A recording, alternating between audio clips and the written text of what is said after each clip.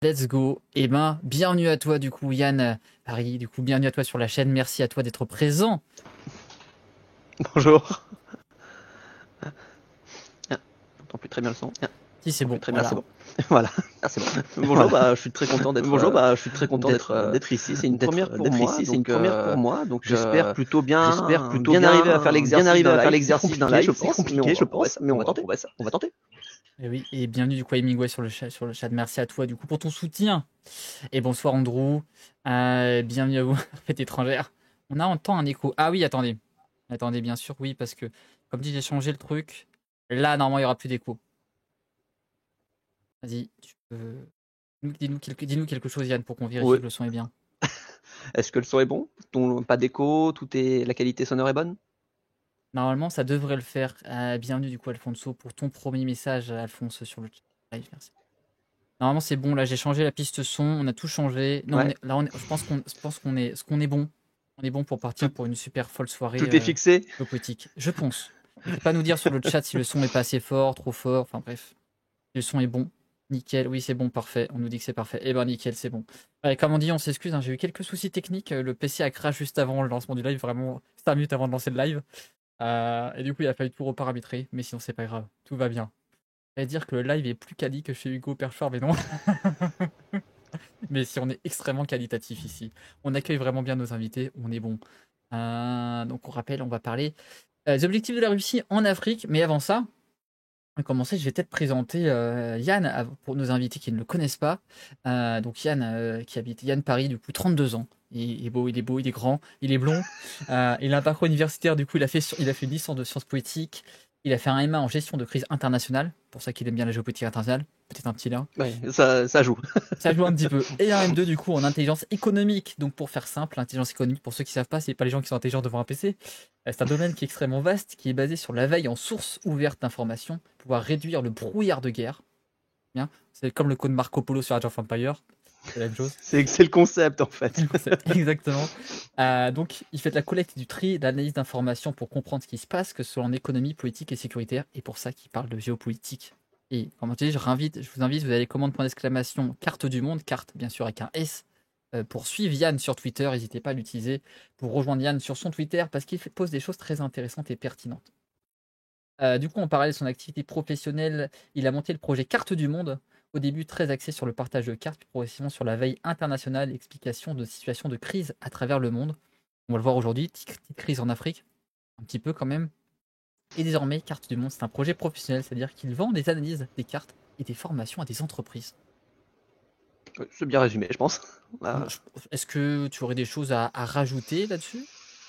Euh, Non, pas particulièrement, parce qu'en fait, tu as plutôt bien résumé la chose. Et si on doit vraiment résumer au plus simple, l'objectif que j'essaye de faire au quotidien, dans tout ce que je fais en veille internationale, c'est en fait de rendre compréhensible ce qui se passe. Parce qu'en fait, le problème, c'est qu'on est toujours inondé d'informations et faut apprendre à trier, en fait, et tu peux vite te perdre. Et par exemple, avec hier, ce qui s'est passé en Russie, tout le monde va bombarder d'informations et ce qui fait qu'en fait, tu peux te perdre en fait dans l'événement.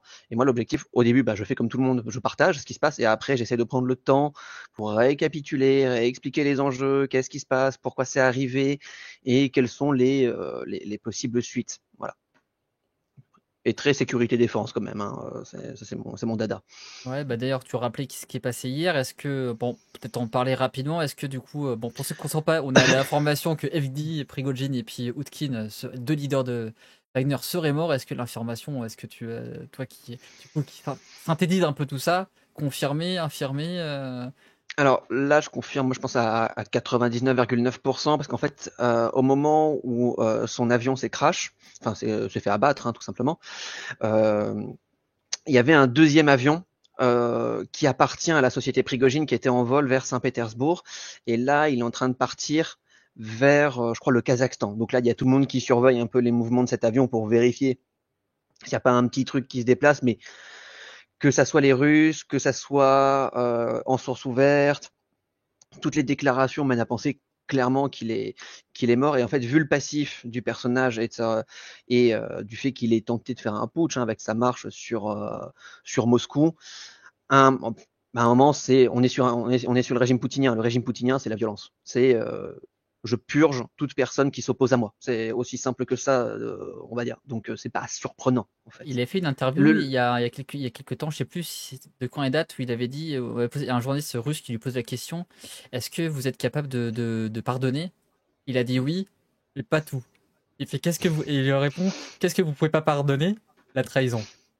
c'est ça. Alors, je me rappelle plus de quand date cette vidéo, mais oui, oui, c'est, c'est récurrent, en fait. Et dire au niveau des opposants politiques, il y a les empoisonnements au polonium, il y a les défenestrations, les assassinats. Là, c'est un show spectacle.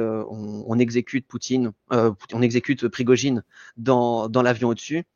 En fait, c'est pour remontrer là vraiment à tout le monde, voilà ce qu'il en coûte. En fait, c'est vraiment le show et c'est tout en fait. Et comme ça, parce qu'il y a plein de mouvements, de mouvances en Russie, notamment avec ce qu'on appelle les nationalistes pro-guerre, qui eux considèrent que Poutine est lâche, ne va pas assez loin, fait pas la mobilisation générale, etc.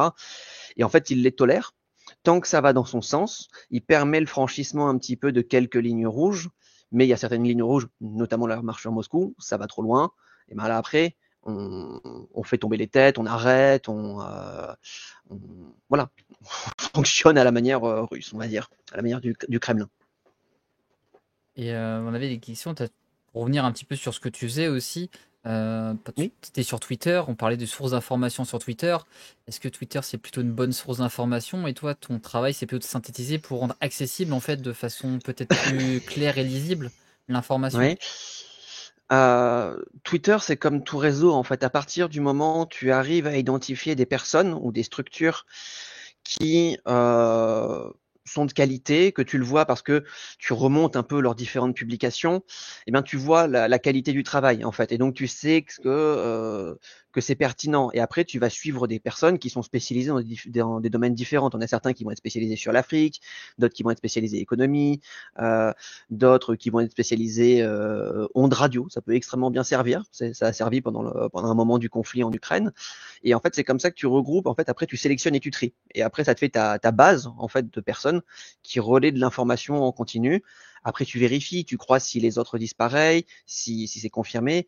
Et après, j'utilise pas que Twitter, mais ça reste une très bonne source d'information quand on s'est trié dans le lot. Parce qu'après, il y a les médias, il y a d'autres sites qui permettent de partager tout ça. Enfin, de vérifier. Et du coup, tu t'es lancé sur Twitter parce que tu trouvais que c'est le média le plus adapté pour partager ce genre d'analyse de façon éclaircie, on va dire, et synthétique. Ouais, je pense que c'est un média. En fait, déjà, ce qui est intéressant, c'est le format court. En fait, tu peux pas écrire beaucoup, donc ça te force à synthétiser. Et tu as quand même la technique du thread qui te permet d'aligner et de faire toute une explication de situation. Donc, en fait, c'est des formats qui sont. Je trouve que c'est plutôt bien. Après, bon, en ce moment, Twitter est un peu en turbulence avec la nouvelle direction de Musk, mais pour l'instant, ça va. Après. Euh, j'ai essayé un peu sur d'autres réseaux, mais en fait après le problème c'est le manque de temps. Je peux pas être à la fois sur Twitter, sur TikTok, sur Twitch. Twitch déjà j'ai pas un fond, j'ai pas un décor, donc voilà, et les compétences aussi. Mais voilà, donc après ça, je me suis fait ma petite place et puis je suis trop content. Et on peut faire une transition avec notre sujet, parce que bon, on voulait quand même introduire un petit peu Mm, sur Wagner, parce qu'on va en parler de Wagner, avant d'entrer dans le vif du sujet de l'Afrique. Qu'est-ce que ouais. du coup ça, si tu pouvais nous dire, à ton avis, hein, je pense, parce que c'est encore à chaud, qu'est-ce que ça va engendrer du coup pour Wagner en Afrique, le fait que les deux leaders soient morts, quoi. Alors, au-delà des deux leaders, il y avait aussi d'autres personnes importantes. Ouais, Il y en avait un qui était en direct, qui était lié à Wagner, notamment pour le pétrole en Libye, et qui faisait aussi les payes, si j'ai bien compris, ça a revérifié. c'était la Syrie Euh, aussi, je crois que j'avais vu. il y avait aussi pour la Syrie, c'est Ouais. ça. En fait, tout le monde zoome sur Prigogine et Hodkin parce que c'est les deux figures, mais après, il y a toute une liste de personnes importantes qui étaient dedans. Et pour revenir sur l'Afrique, en fait, c'est l'incertitude parce qu'il y a plusieurs options possibles. Premièrement, que Wagner soit supprimé, mais je pense pas, parce qu'ils vont être soit absorbés par d'autres groupes, d'autres mercenaires qui existent en Russie. Il y a notamment Patriot, qui est la milice de Shoigu, qui est le ministre de la Défense, parce que les ministres aussi ont leur milice à eux. Et d'autres groupes, en fait, pour faire simple, ils peuvent très bien être absorbés par d'autres groupe armé, comme il peut y avoir un changement dans la direction aussi, pour remettre à pas tout le monde, au pas tout le monde. Donc c'est difficile de se prononcer. Je pense pas que ça va complètement disparaître, ou si l'organisation en tant que telle va disparaître, l'influence et les traces de Wagner en Afrique vont être repris par d'autres pour perpétuer le travail, en fait. Du coup, dans l'Afrique, est-ce que tu crois dans un court terme, ça va changer quelque chose directement ou... Peut-être un temps de battement, le temps que les structures se réadaptent au changement de direction possible, ou aux nouveaux groupes de mercenaires qui vont prendre la place. Mais voilà, il faut un temps de battement, le temps d'adaptation, petit moment un peu mou, puis après ça, je pense que ça va reprendre. Mais sur ce genre de situation, c'est très compliqué de lire dans une boule de cristal. Ouais, bah, je me doute bien, c'était un peu compliqué. Eh bien, bah, je peux te proposer de commencer tout simplement, hein, sur le sujet qu'on avait prévu sur l'Afrique. Mhm. Tu veux bien? Ouais. Bah écoute, donc en gros, pour rappeler un peu à tout le monde, le déroulé, c'est, on va dire, parce que je pense qu'il faut un peu expliquer le déroulé de la Ouais. chose. On va parler un peu du terrorisme, l'histoire du terrorisme en Afrique subsaharienne. On va parler des coups d'État, et on va parler ensuite, après, plus spécifiquement de la Russie, en fait, et de son influence par ces différents canaux. Euh, pour le terrorisme, en fait, il faut comprendre on va remonter un petit peu dans le temps, parce que toi qui te nomme Flo de l'histoire, automatiquement, pour savoir où on est, faut comprendre un tout petit peu le passé, même proche. Et en fait, ce qui a développé vraiment le terrorisme en Afrique subsaharienne, c'est à partir de la guerre civile algérienne dans les années 90, où il y a eu à peu près entre 60 000 et 150 000 morts durant cette période. Et en fait, c'est là où on va avoir pour origine le groupe qui s'appelle le GSPC, qui maintenant s'appelle, enfin qui après s'est appelé Al-Qaïda au Maghreb islamique, et maintenant qui a encore changé de nom. Et en fait, c'est ces groupes-là algériens qui ont été le terreau fertile, on va dire, pour du combat armé. Et donc, ce qui fait que dans les structures terroristes jusqu'à assez récemment, on va dire, il y avait une hiérarchie. Il y avait une hiérarchie assez stéréotypée, on va dire, avec les Algériens qui étaient plutôt en haut de la hiérarchie, les Maghrébins, ceux qui venaient des autres pays du Maghreb, qui pouvaient avoir des postes d'officiers, de commandement, mais qui difficilement pouvaient monter plus haut. Et ensuite, après, il y avait les personnes qui venaient de l'Afrique noire, qui rentraient dans les rangs, qui, eux, en fait, étaient considérés comme des convertis, et pas comme des vrais djihadistes ou des vrais combattants. Et donc, eux, ils servaient plutôt d'hommes de première main, on va dire. Donc voilà. Et en fait, donc ça c'est on va dire la base de la situation. Et ensuite, après, ça va changer avec le Mali. Est-ce que j'ai été un peu clair, ou est-ce que c'était un peu confus? Non, N'hésite pas à ouais, me. mais si vous avez des questions dans le chat aussi, n'hésitez pas, hein, si vous trouvez on est trop compliqué, ou alors vous n'avez pas compris, il n'y a pas de questions bêtes, hein, il n'y a que des gens bêtes qui posent pas de questions, hein. Voilà. On est, donc, pour poser des questions, on est là Pas, pour apprendre ensemble. On essaie de pas de vous faire le questions? truc le plus clairement possible. Donc, si on n'est pas assez clair, n'hésitez pas à reprendre, quoi. Ok. Bah écoute, bah, je vais continuer. Euh, en gros, en fait, la guerre du Mali, donc qui va arriver à partir de 2011-2012, va changer la donne. Parce que, en fait, pour la guerre du Mali, ce qui s'est passé, c'est qu'avant, quelques temps avant, la France est intervenue en Libye, et on a déstabilisé tout le pays. Et en fait, Kadhafi, à l'époque, en fait, il avait développé depuis pas mal d'années ce qu'on appelle la Légion verte, ou la Légion islamiste, qui est en fait une sorte de légion étrangère libyenne. Et en fait, il y avait pas mal dans les effectifs, il y avait pas mal de Touaregs. Parce que le Mali du Nord, c'est plutôt des populations Touaregs. On va dire, c'est très divisé. Le Nord, pas mal de Touaregs, pas que, bien entendu, mais une bonne partie. Et ces gens-là, il y avait une partie qui avait rejoint la Légion islamiste de Kadhafi.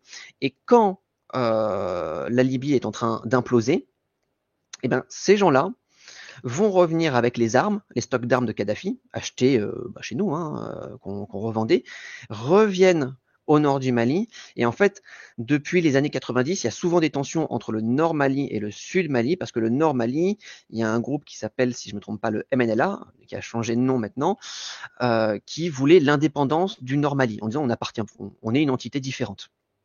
Et il y avait souvent eu des accrochages. Et là, ils reviennent et ils disent, c'est notre moment, on a l'équipement, on a l'entraînement, Donc, on peut se permettre de lutter maintenant à armes égales, voire supérieures, contre l'armée malienne. Et donc, ils arrivent, et il va y avoir une alliance d'opportunités qui va apparaître entre différents groupes, parce qu'on va avoir Al-Qaïda au Maghreb islamique qui arrive, qui va se greffer au mouvement. On va avoir d'autres mouvances terroristes qui vont arriver, comme Ansardine. Ansardine, c'est un groupe un peu ovni dans l'environnement, parce que il est dirigé par Yad Ag-Ghali à l'époque, qui est un Touareg. Et en fait, il y a aussi d'autres groupuscules qui vont se rejoindre. Et donc là, ils vont faire une alliance périodique et commencer à tomber sur le Mali, en fait.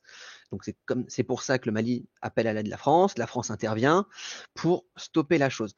Et en fait, là où ça va être intéressant sur le point de vue de l'évolution de la situation à la fois politique et des structures terroristes, c'est qu'au début, tous ces groupes terroristes sont plus ou moins alliés. Puis après, ils vont commencer à se retourner les uns contre les autres. En fait, ils vont se retourner, en fait, tous les groupes vont se retourner quasiment, pour faire simple, contre le mouvement du MNLA, qui est le mouvement, on va dire 100% Touareg d'indépendance, parce qu'ils sont considérés comme peut-être pas assez djihadistes, pas assez extrêmes, on va dire. Et donc, une fois qu'ils ont conquis certaines villes, et ben là, ils commencent, on va dire, à la faire la Poutine, hein, défenestration, etc. Et donc, ce qui fait que le MNLA ensuite se retourne vers nous, la France, et ils deviennent alliés avec la France et ils reviennent dans le giron du gouvernement malien avec des accords qui ont été très compliqués sous l'égérie de l'Algérie. Et donc, et après, c'est assez mouvant. Et en fait, là où, pour le côté terroriste, ça devient intéressant, c'est que, en fait, il y a un personnage dont j'ai vite fait parler, c'est Yad Ag-Ghali, qui est le chef du groupuscule Ansardine, qui, comment dirais-je, qui, en fait, lui, il a deux particularités. Il a été dans les légions islamiques de Kadhafi et c'est un Touareg. Et en fait, lui, il va permettre, en gros, pour faire simple, de casser, on va dire, la hiérarchie historique des groupuscules terroristes, parce qu'avant, c'était, comme j'avais dit, Algérie en haut, pays du Maghreb un petit peu en dessous, et population d'Afrique noire en dessous. Et lui, en fait, il va permettre de faire la transition parce que lui-même va avoir des liens ensuite de fidélité avec d'autres structures qui vont se monter dans le sud-est du Mali. C'est la Katiba Masséna. Donc là, on tombe sur un prédicateur Peul. Donc c'est important parce qu'en fait, c'est quelqu'un qui vient qui a un grade de chef et qui est d'origine des populations d'Afrique noire, pour faire simple, et qui accède à ce stade. Donc en fait, les groupes peuvent maintenant, à partir de là, recruter d'autres terreaux parce ils changent de paradigme avec un nouveau leader qui va apparaître, et Yad Ag-Ghali, par la suite, devient, on va dire, progressivement le leader de tous les mouvements terroristes du coin, avec des fois des accrochages, hein, bien entendu, hein, c'est jamais très calme entre eux. Mais voilà, parce que lui, il a. Je fais un long monologue. On avait une question si tu veux. Oui, pardon. On a une question qui nous parlait, est-ce que l'émergence des forces Moudjahidine lors de la première guerre d'Afghanistan, le recrutement au Maghreb a initié le GSPC en Algérie, ou ça n'avait rien à voir? Alors, je ne sais pas si ça a initié les mouvances en Algérie, ça je me suis pas intéressé à ça, mais par exemple, on en a certains, comme c'était Mokhtar Belmokhtar, qui s'appelle le Borgne, ou le revendeur de cigarettes, c'était ça ses surnoms. Lui, il était parti en Afghanistan ensuite faire ses armes, et il était revenu en Algérie pour continuer le terrorisme, en fait. Il n'y a pas forcément de lien, mais il y a eu des échanges, quoi. Il y a eu des échanges, des fois d'entraînement, je pense, des fois de combattants peut-être, mais il y a eu des liens, ça c'est sûr et certain. Et de toute manière, il y a eu un lien qui s'est confirmé parce que le GSPC, qui était le nom d'origine du groupe terroriste en Algérie, s'est ensuite transformé en AQMI, Al-Qaïda au Maghreb islamique. Ouais. Parce que lien d'affiliation qui s'est fait, parce qu'il y avait besoin de support politique, de support financier aussi, c'est comme ça que ça marche. Hein. Ouais, hein. Comme partout, Et hein, ils fonctionnent c'est comme nous. ça. Hein. C'est ça, il y a des groupes en Afrique centrale, je ne sais plus où exactement, qui sont affiliés à l'État islamique, mais en fait, ils existaient déjà il y a 20 ans, ces groupes-là. Mais s'ils ont fait leur affiliation à l'État islamique, c'est pour avoir du financement. Des fois, c'est juste ça. Hein. En fait, ils n'ont rien à voir idéologiquement avec eux, mais pour l'influence, pour les relations et pour les liens financiers. Voilà. Quand qui s'aime, qui se ressemble, s'aime et s'assemble, hein. C'est un peu ce qui s'est passé avec le putsch au Niger, là. Vous savez chercher le soutien des autres putschistes, du coup, au Mali et au Burkina Faso. Oui, c'est ça. Bah là, au niveau du Niger, c'est encore particulier parce que par rapport au Mali et au Burkina, mais oui, clairement. Enfin, après, ils vont chercher les soutiens là, les soutiens qu'ils peuvent avoir. Je sais pas si t'avais fini. Je pousse en été parce que je t'ai arrêté avec la question. Oui, non, non, j'étais, je crois dans mon long monologue, j'étais sur Yadak Gali qui change en fait Ouais. la structuration des groupuscules, en fait, pour faire simple. En permettant de recruter, notamment dans les populations, pour le dire simplement noires, hein, plus facilement qu'avant. Parce que j'ai mangé son nom, celui qu'on surnommait celui qu'on surnomme le prédicateur, c'est un prédicateur Peul qui est le chef du groupe la Katiba Massemna, si je ne me trompe pas. Et ben lui en fait, il avait des prêches, mais en fait vu qu'il était d'origine des populations locales, le prêche qu'il avait était un prêche qui parlait plus facilement aux gens, en fait, parce que lui, il allait parler des inégalités sociales qu'il y avait dans la population locale, il allait parler de la corruption locale, ce genre de choses qui parlaient en fait aux gens du coin et non des trucs plus des fois philosophiques, on va dire, mais comme ça, ça leur parlait et avec les rancœurs, etc., ça facilite en fait le recrutement. Hmm. Alors, je sais pas si je peux te poser la question. On me demande qu'est-ce que tu penses de Massoud. Oui. Massoud, là, le nom sur le coup, je fonctionne plus au visage qu'au nom. Euh, Ah, oui, Ouais. ok. Je montre à l'écran à Massoud. Alors, le personnage en lui-même, j'ai pas trop suivi son parcours, donc je pourrais pas m'exprimer sur la chose. J'ai plus vu son fils, là, qui est à la tête de ceux qui résistent aux talibans maintenant, si je me trompe pas, si j'ai pas confondu. Oui, c'est Ouais. ça, hein. Donc lui, je pourrais peut-être un peu plus me prononcer, mais le commandant Massoud, j'avoue, je le connais historiquement, mais je me suis pas penché sur le personnage en détail. Ouais, bon, tu Voilà, connais je pas. suis désolé. Eh ben, next alors. Voilà. On peut retourner sur Yad El Ghali alors. Bon voilà, là j'ai terminé avec Yadagali parce que sinon je vais embêter tout le monde avec, parce que je peux en parler pendant des heures avec lui parce que c'est un personnage qui est super intéressant à découvrir parce que quand tu t'intéresses, et après je vais changer de sujet, enfin je vais continuer parce que sinon après ça dure très longtemps, mais quand tu t'intéresses au mouvement terroriste et que tu essayes de voir les relations, en fait tu comprends qu'il y a le cousin qui est dans le groupe B, que le machin il s'est marié avec telle personne pour faire des alliances, et c'est du Game of Thrones pour faire simple, hein. C'est vraiment ça, le cousin est dans l'autre groupe, comme ça scelle les alliances, il y a des mariages pour sceller les alliances, etc. C'est très, il faut les suivre, hein. Mais du coup, Voilà. là, tu parlais de ça. Est-ce que c'est la genèse de l'instabilité politique, du coup, dans la zone? Ces phénomènes-là, est-ce que c'est une des raisons principales ou il y en a d'autres? Ah bah après, il y en a d'autres. On va dire que, comment dirais-je, ça a créé le terreau armé et idéologie, on va dire, toutes ces mouvances. Mais si ces mouvances peuvent recruter, c'est que aussi il y a du mécontentement, il y a du désespoir, il y a une économie qui est pas forcément au top pour la population locale, il y a avoir des inégalités, etc. C'est un tout en fait. Quand on a des mouvements qui apparaissent comme ça, il faut pas juste le regarder sous l'angle sécuritaire. Ça s'inscrit dans un environnement. Et par exemple, là, on a aussi, là, comme ça on pourra le montrer peut-être, il y a l'instabilité politique avec tous les coups d'État. Et quand on regarde l'indice démocratique des nations, c'est pas bon. Il y a pas de, enfin, le niveau de transparence, il est faible, le taux de corruption, il est quand même élevé. Donc en fait, ça facilite. Donc voilà. Ah, je vais continuer le monologue. Donc non, en gros, c'est vraiment un tout. Euh, Voilà, il y a le chat qui voulait rentrer, du coup, je laissais 30 Ne secondes. t'inquiète pas. Je vais peut-être mettre un peu de lumière parce que j'ai l'impression, là, je vois sur la Ah, caméra, mon visage est extrêmement pâle. voilà, c'est bon. Euh, Merci pour le follow au passage, du coup. Voilà. Et oui, les chats, on est esclave des chats, on le sait ici. On est toujours esclave des chats. je vais juste allumer la lumière parce que je vois sur la caméra que j'ai un visage extrêmement pâle, là, dans le noir. Ouais, La nuit est tombée rapidement. c'est la chaîne, voilà. C'est sa chaîne. Je laisse la chaîne. Pour ceux qui savent pas, ici, on fait pas mal de live sur la géopolitique, donc on reste dans le cadre de la chaîne, donc ça marche très bien.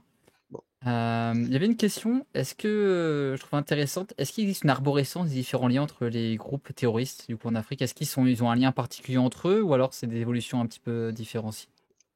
Alors, il y a des arborescences. Clairement, je sais pas, j'ai un gros doute si on peut trouver ça en source ouverte, peut-être. Parce que moi, je sais qu'à un moment, donc je peux pas le montrer ça, mais j'avais bossé dessus. Et j'avais fait toute une arborescence des groupes terroristes. Alors c'était maintenant il y a à peu près 7 ans en arrière, quasiment. Donc ça a encore évolué depuis. Mais en source ouverte, je sais pas. Il doit y avoir des liens, mais là, faut recroiser, je pense, pas mal de sources pour que chacun puisse faire l'arborescence, je pense. Je pense qu'on en dit c'était un peu trop tôt, il y avait la question qui est posée, je vais peut-être la reposer, mais on en a parlé tout à l'heure, est-ce que c'est une bonne chose qu'Evgeny Prigojine soit mort ou pas? Alors, je peux répondre rapidement, ça déborde pas trop. Ouais, parce que je pense que la question, on va la voir, donc... Ouais, oui. Euh, alors, compliqué. Techniquement, euh, oui. En fait, tout dépend selon de quel côté on se place. Si on est côté, je veux dire, Ukraine, on peut dire que oui, parce que ça crée, ça supprime, on va dire, quelqu'un qui fait des crimes de guerre. Hein. Le groupe Wagner, on les suit à la trace avec les crimes de guerre qu'ils font. Et en même temps, ça crée une division en Russie avec ceux qui étaient des fanatiques de Prigojine on va dire les ultra va-t-en-guerre nationalistes qui là en fait Poutine les remet au pas en fait. Donc mais ça peut créer des tensions internes. Donc selon le point de vue, si on est plutôt pro-russe, ce qui est pas du tout mon cas, euh, euh, et ben c'est un affaiblissement. Côté de l'autre, on va dire que ça peut être une source d'affaiblissement de la Russie, au moins temporaire. Au moins temporaire. Après, après le système va reprendre la main. Ouais, puis de toute façon, je pense qu'on en reparlera tout à l'heure quand on parlera sur Oui. le sujet de Wagner. Mais pour faire une transition, il y avait Wagner qui avait annoncé qu'il voulait plus quitter un petit peu l'Ukraine et se concentrer sur l'Afrique. Est-ce que du coup, ça va changer quelque chose du côté africain plutôt? Parce que c'est Prigojine dans Euh, la vidéo, quand tu avais mentionné tout à l'heure, qui en parlait justement. oui, bah alors là, ça va être compliqué parce que alors s'ils ont quitté le front ukrainien, c'est qu'en fait ils ont eu plus ou moins l'ordre après le putsch. Hein, Mm. on voulait plus d'eux, hein, techniquement. Ensuite sur l'Afrique, ben la structure, même si elle meurt, elle sera remplacée en fait. Donc la Russie va continuer de jouer sur le tableau africain, euh, que ce soit par un Wagner bis ou par d'autres groupes de mercenaires russes. Ils vont continuer de cultiver les fruits de ce qu'ils sèment, sur le continent, parce que c'est très important pour eux dans la guerre d'influence. Ah, il y avait une question bon, qui va en lien, que je pourrais pas reposer tout à l'heure, mais bon, vu qu'elle est posée, je la pose. C'est pourquoi en Afrique, Wagner, il a autant de groupies, parce qu'il y a aussi le côté d'influence personnelle qu'il avait, Wagner. Est-ce que ça va, Prigojine, est-ce que ça va pas changer quelque chose pour la Russie, cette perte de Alors, Prigojine? Parce qu'il avait des liens oui, personnels avec certains dirigeants, certaines entreprises et tout. oui, mais ça, ces liens, ils peuvent se tisser avec de nouvelles personnes qui vont prendre la place. Et le côté groupie, en fait, quand on regarde les manifestants, à chaque fois, il y a le côté Wagner et le drapeau russe.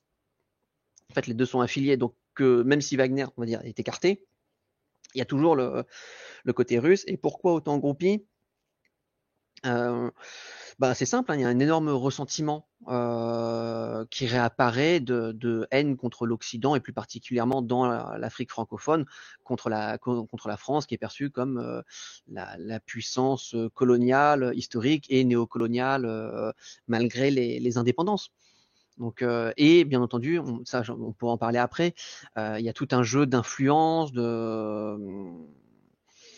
que des personnes vont agiter et diffuser de la désinformation, qui va rajouter encore et encore un peu tout ça.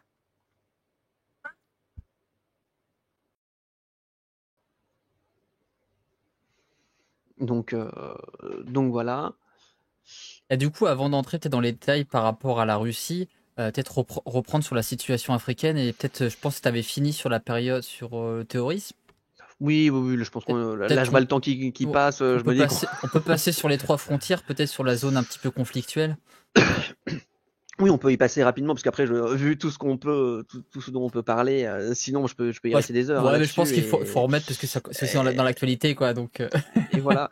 Mais là, je crois que je t'avais envoyé une carte sur la ouais. région des trois frontières. Je sais pas C'est comment ça laquelle? Alors, marche. j'ai celle des coups d'État, l'indice démocratique, des migrants, de l'Afrique du Nord Méditerranée 2017-2018, des mercenaires et du Centre Sahel.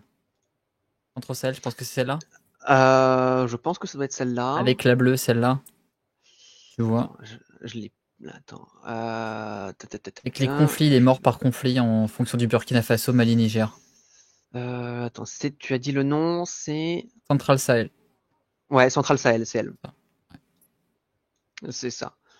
Donc en gros, là on le voit un petit peu, mais dès que vous voyez des points, en fait, c'est le nombre, c'est des morts, hein, techniquement.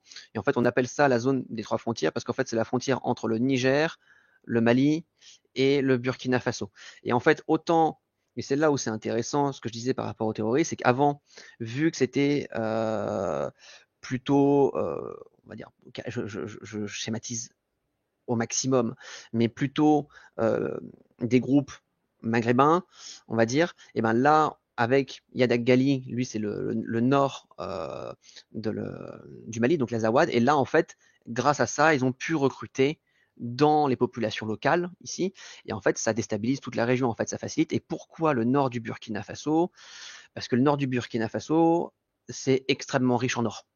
Il y a des mines légales et plein de mines illégales, et donc en fait, ben, quand on veut se payer ou quand on veut avoir de l'argent, c'est super pratique. En fait, c'est une mine d'or, c'est le mieux. Donc ça attaque là-bas, ça déstabilise l'économie du Burkina. C'est pour ça que le Burkina, lui, ça explique vraiment, parce qu'ils ont le Burkina a quasiment perdu 40% du contrôle de son pays, techniquement.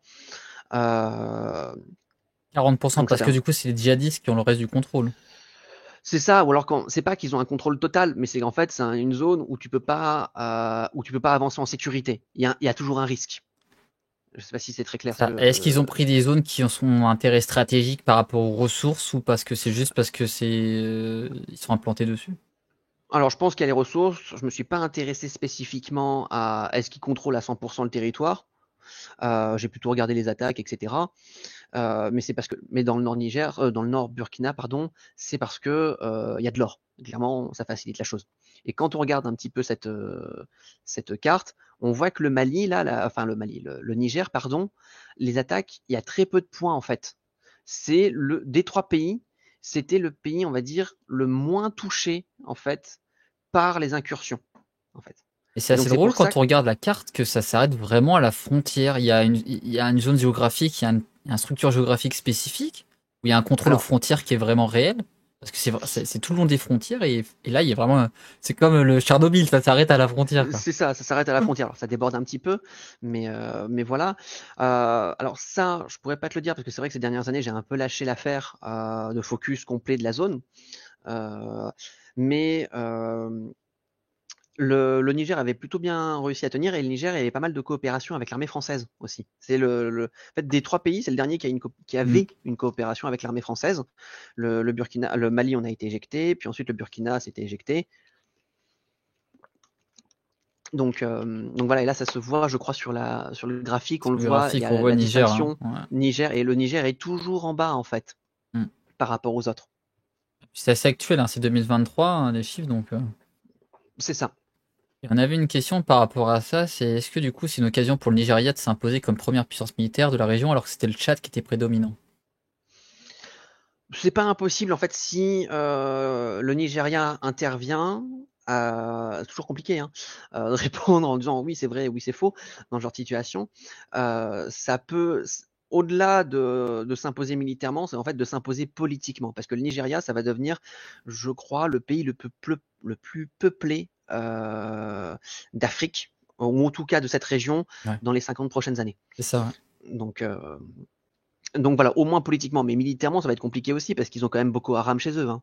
Ouais. Donc, ce qu'on oublie, mais Boko Haram est Mais toujours présent ils chez sont, ils eux, sont et le toujours là. nord Ouais. Nigeria, voilà, c'est compliqué. Je sais pas si tu as d'autres choses à ajouter sur cette carte.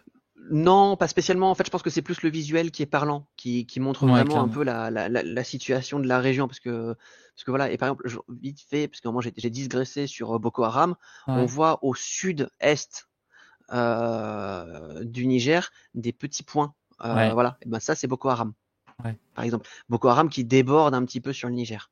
Est-ce que du coup, là, on voit que ça s'arrête à la frontière? C'est peut-être le fait qu'il y avait la base de Niamey, avec la base militaire Alors, française qui est vraiment dans le coin, ici, où la alors force française protégeait, il y ou avait ça la n'a force rien à voir? française, il y avait aussi, alors ça doit jouer, hein, certainement, ça doit jouer. Après ça, je pourrais pas dire avec certitude, mais clairement ça doit jouer. Après, il doit y avoir aussi, il y a les Américains aussi qui ont une base militaire, donc voilà. Après, je pourrais pas dire si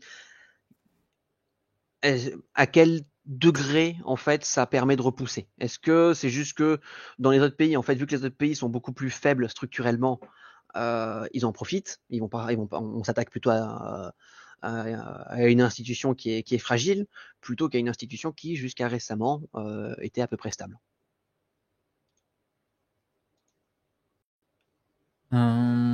Si vous avez des questions, on rappelle, hein, n'hésitez pas à les poser. On est là pour vous répondre un maximum. Profitez du coup de la présence de Yann, qu'on remercie encore une fois pour d'être présent parmi nous. Et vous pouvez retrouver Ça me fait très plaisir. sur Twitter, hein, tapez la grande point d'exclamation carte du monde avec un S carte. Pour retrouver Yann sur Twitter pour des threads de qualité. Sur X maintenant. Ça fait un peu bizarre de Ouais, dire ça, non, mais... je n'utilise pas encore ce nom, ça me, non. Ok. Est-ce que tu avais d'autres choses à ajouter sur cette zone des trois frontières? Non. Non, je pense que là on est bon. Là on a fait un petit peu le récapitulatif historique terroriste, historique, comment ça a évolué pour se propager plus au sud, on va dire. Ouais. Et ensuite, après, vite fait un petit détour sur les trois frontières. Mais je pense que déjà c'est un bon récapitulatif de situation. Ouais, bah, peut-être t'avais peut-être parlé du coup des coups d'État, je pense. Oui, bah là on va parler un petit peu des coups d'État. Je crois qu'il y avait une. Il y avait une belle carte des coups d'État, les amis. Ouais. Voilà, les bons coups d'État, 217 coups d'État, dont 108 réussis, 109 ratés en Afrique. On est plutôt sur une bonne moyenne, les amis, si vous voyez ça. Et on vous met la carte. On est pas mal. On voit qu'il y a des zones qui sont un peu plus Voilà, victimes de on coups voit d'État. vraiment, c'est ça. Après, ceux qui sont techniquement enfin, c'est là où c'est intéressant, c'est que, par exemple, quand tu prends le Soudan, Ouais, t'as as beaucoup de coups d'État, mais la majorité est quand même ratée, mais t'en as ouais, pas mal. Tandis que le Burkina Faso, eux, c'est vraiment un très bon score, hein, de ouais. réussite, hein. Ils ont 10 réussites sur 11 1. sur 11 coups. Sur le coup, ouais, ils sont bons.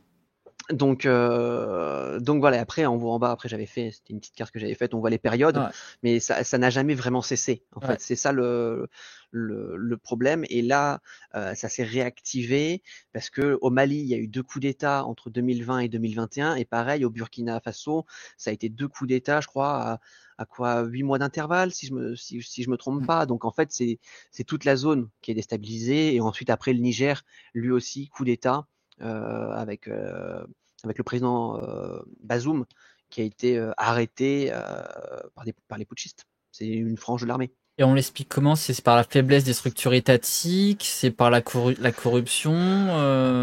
Qu'est-ce qui explique Alors, cette nombre? Ah, c'est assez incroyable, 217 coups d'État quand même en 70 ans. en fait, il y a Il y a pas qu'une explication, il y a pas mal d'explications. Oui, il y a une faiblesse des institutions. Les institutions sont pas forcément très solides. On a aussi des fois des problèmes de captation du pouvoir, c'est-à-dire en fait qu'une fois qu'il y en a un qui va prendre le pouvoir, il le garde pour lui jusqu'à un moment, jusqu'à ce que ça explose dans la société. On va avoir aussi l'insécurité. C'est ce qui explique grandement, notamment pour le Mali et le Burkina Faso, les coups d'État coup sur coup. Au Mali, c'est les militaires, en gros, pour faire simple, qui ont déchu le président en disant nous, on est au front, la situation sécuritaire s'améliore pas, on va prendre les manettes du pouvoir. En fait. Après, il y avait bien entendu des jeux d'influence russe derrière pour augmenter le discours de l'échec français. Voilà. Après, on a aussi nous-mêmes, en fait, nos, nos propres responsabilités en partie, parce que dans certains cas, on a plus ou moins soutenu certains, en fait. Et des fois, on va les aider à se maintenir au pouvoir. Il y a aussi un peu d'ingérence, mais il n'y a pas que ça. C'est vraiment une multitude de facteurs qui jouent. Et voilà, en gros, pour faire très simple. On avait une question, mais avant de te la poser, j'aimerais bien avoir ton avis. Là, on voit la différence entre le Soudan et le Burkina Faso, entre le taux de réussite et, des coups d'État. Est-ce que tu as une Oui. explication sur le fait qu'il y en a un où il y en a quand même quasiment le même, enfin il y a beaucoup dans les deux. Il y en a un, ça Oui. réussit facilement et l'autre, pas du tout. Alors là, très bonne question. J'ai pas étudié chacun des coups d'État sur le temps. Déjà, j'ai collecté les données du nombre de coups d'État approximatifs. Donc ça, je pourrais pas te. Et peut-être avant, qui sont un petit peu plus simples, c'est qu'est-ce il faut pour qu'on qualifie ça d'un coup d'État? Est-ce qu'il faut avoir renversé le pouvoir, avoir essayé, avoir mobilisé l'armée dans la ville? Enfin, qu'est-ce qu'on qualifie vraiment pour définir un coup d'État? Un coup d'État, pour faire vraiment très simple en termes d'explication, c'est une tentative de renversement du pouvoir. Ça peut être par l'armée, ça peut être par un autre corps de la société, mais on arrive et par la force, on enlève le président ou le dictateur. Hein. C'est pas forcément, c'est pas que des présidents démocratiquement élus qui subissent des coups d'État. Hein. Il y a aussi des dictatures qui sont implantées de longue date, et à un moment, le régime s'essouffle, il y a une faiblesse, et soit il va y avoir un corps militaire qui fait sécession, soit une partie de la société qui renverse. Et oui, Bob Denard, en effet, qui a été un important, c'était comment on appelait ça? C'était une barbouze, ouais, une Ah. barbouze française qui a servi et qui des fois a mis dans l'embarras la France aussi, et la France à un moment est venue le taper, taper à sa porte, non, faut arrêter. Il y a des magnifiques mèmes façon Tintin de Bob Denard. Oui, Voilà, si vous je suivez, le connais pas en détail, hein, j'ai vu un peu, voilà, j'ai lu un peu sur lui, c'est mais c'est voilà. magnifique. Oui, oui, oui. Bob Denard, si on trouve Bob Denard. Et ben, il y avait une wiki de Bob Denard. Le Bob Denard. Il y a une page wiki. Voilà. Il doit en avoir une, oui. Allégeance, on voit le gars, Allégeance France, État du Cantaga, Royaume de Moisky. Ouais, il change de chemise comme il peut. Comme il veut, quoi. Armée française. Un mercenaire français impliqué dans de nombreux coups d'État en Afrique. Indépendance. Ouh, mais attends, Oui, hein, eh ben, je vais t'interrompre 30 secondes pour remercier. On a des petits raiders qui sont arrivés. Je sais pas si tu connais Oh. peut-être pas le fonctionnement. Alors si, je connais un petit peu, je suis pas Ah, vraiment sur Twitch, mais je regarde des fois des rediffusions ah, Twitch. eh ben très bien. Eh ben déjà, on va faire un petit shoot-out. On va remercier nos amis petit shoot-out directement. Eh ben merci beaucoup nos amis raiders. On vous salue bien bas. Installez-vous confortablement sur les flots de l'histoire. J'espère que vous avez passé un bon stream. Qu'est-ce que vous êtes en train de faire les amis? On va les accueillir 30 secondes avant de reprendre le cours de notre live. Un GeoGuessr spécial château. Très bien, j'espère qu'Astragal, ça s'est bien passé. Ton live et bienvenue à vous. Installez-vous confortable, bienvenue à l'art contemporain, que des gens que je connais qui sont incroyables, avec qui on prévoit des lives de temps en temps aussi, qui font partie d'une communauté de super streamers de vulgarisation culturelle en histoire de l'art. Et ben nous, on est en train de parler d'Afrique. On accueille Yann Paris, du coup, de Carte du Monde. Vous avez combien de points d'exclamation Carte du Monde? Je vais la reposer parce que vous êtes arrivés. Pour ceux qui ne connaissent pas, et on parle des coups d'État, des trucs sympas en Afrique. La fameuse stabilité africaine, modèle démocratique par excellence. C'était super, mais j'ai arrêté tôt. Bon, installe-toi, j'espère que t'es pas trop fatigué pour suivre avec nous ce super échange, du coup. Avec Bob Denard qu'on est en train de présenter. Bon, On a bien présenté Bob Denard, on va peut-être revenir sur nos amis des coups d'État, c'est plus intéressant. Voilà. Voilà, et donc n'hésitez pas à aller follow la page Twitter, Twitter de notre ami Yann Paris, qui vous fait des super chouettes pour comprendre du coup la géopolitique quand vous y connaissez rien et vous voulez apprendre des trucs et savoir qu'est-ce qui se passe dans le monde. Le siège, on nous dit conseille le siège de Jadotville pour le rôle des mercenaires européens en Afrique, entre les troupes de l'ONU et de RDC. Je sais pas si tu as un avis là-dessus, je connais pas du tout perso. Alors attends, je vais googler. Le siège de Jadotville. Alors moi je vais googler aussi en même temps parce que j'aime bien apprendre des trucs. Siège Je sais, j'ai un doute si j'ai pas vu un film de là-dessus, mais je. Jadotville. Oui, j'ai vu le film, mais c'était il y a. Ah. Alors est-ce qu'on t'a perdu? On a Oui, perdu. tu m'entends? Ah oui, je t'entends, c'est bon, t'es Ok, revenu. pardon, J'ai eu ça a dû avoir un petit problème. un Ah, petit freeze. Déclenché au Katanga l'opération Mortor visant à mettre fin à la forte sécession de l'État du Katanga en 61. Ça me dit un truc. Ça me dit vraiment un truc. Mais alors j'arrive pas à resituer, je me rappelle. Enfin bref, là j'ai pas trop la ref. Sur Michel, j'ai pas la ref là, j'avoue. Mais ça me dit un truc. ça me parle, mais j'ai plus le. Ouais. Je me rappelle qu'il y a eu un truc, je me rappelle avoir vu un film, Ouais, moi je me rappelle aussi, mais mais j'ai voilà. plus. Bon bah c'est pas grave, on va passer. On va retourner sur notre sujet du coup. Qui nous parlait du coup des différents coups d'État. Euh, Voilà. C'était, bah là, je pense que là, la carte permet de montrer un peu le niveau d'instabilité historique, en C'est fait, et ça. je pense que c'est toujours intéressant. Après, comme je disais, voilà, il y a pas mal de facteurs, hein, c'est des facteurs des fois économiques, des facteurs d'insécurité, il y a aussi des fois de l'ingérence, hein, ça on peut pas le nier, dans un sens ou dans l'autre, hein. C'est-à-dire que des fois, il y a une ingérence pour protéger un président ou un dictateur, et des fois une ingérence pour soutenir, pour renverser un président ou dictateur, selon les intérêts des différentes puissances étrangères. Mais il ne faut pas non plus fantasmer la chose en pensant que tout provient de l'étranger. Il y a aussi pas mal de causes qui sont internes, en fait, aussi. J'ai pas vu R14 qui parlait, donc je te souhaite une bonne soirée. Il nous remercie parce qu'il dit qu'il aime pas du tout l'histoire et la géographie à la base, mais avec nous, c'est sympa parce qu'on partage ça de façon fun et puis bienveillant. Donc Eh on arrive à ben, faire aimer l'histoire et la super. géographie à des gens qui n'aiment pas ça. Donc c'est cool. R14 en plus il revient régulièrement parce qu'à la base il est fan de sciences, hein, plutôt dans D'accord. les sciences dures, on va dire que la culture. Mais apparemment il revient, donc il prend du plaisir avec nous, donc ça me fait plaisir du coup qu'il ait bien aimé ton intervention. Bah, ça me fait plaisir aussi, je suis content, et passe une bonne soirée. Non, c'est le travail. Je viens de lire. Ouais, c'est ça. Non, il va bosser. Car 14, c'est un bosseur de Eh nuit. ben, bon courage alors. Un bon courage à 14. Ouais, moi, je sais pas si tu avais le temps de réfléchir à la deuxième question, si tu avais une idée sur est-ce que c'est la faiblesse des structures ou la mal-organisation des putsch qui ont fait leur échec ou leur réussite. C'est un mix des deux. Ça va être un mix des deux. Je peux pas donner une réponse tranchée. T'as les faiblesses des institutions qui sont pas prêtes des fois à encaisser une tentative de coup d'État, Ouais. et des fois tu peux avoir une mauvaise organisation des putschistes. Au moment où il y a eu la tentative, enfin le coup d'État au Niger, il y a eu un petit moment de flottement pour savoir qui faisait allégeance à qui à un moment. À un moment, en fait, c'était pas, ça a pris un peu tout le monde par surprise, enfin beaucoup de personnes ont été prises par surprise, et après se sont ralliées finalement en grande partie à la nouvelle junte. Mais en fait, c'est ça, c'est comme quand Prigogine il a marché sur Moscou, on va dire. Il y a eu un moment de flottement où les différents acteurs autres se regardent et disent sur quel cheval je vais miser en fait, et qu'est-ce que je risque si je soutiens X plutôt que Y aussi. Et du coup, ça c'est qualifié, si on mettait sur la carte africaine, comme une tentative de putsch. Pour Moscou. Ouais, pour la Russie. Si on transposait ça à Oui, pour moi, l'Afrique, est-ce clairement, que oui. Clairement, oui. ça serait mis dedans? À titre personnel, oui, je le qualifie ça comme une tentative. Même si après, ça a été retourné en disant que c'était un saut d'humeur ou une révolte contre le ministre de la Défense Shoigu.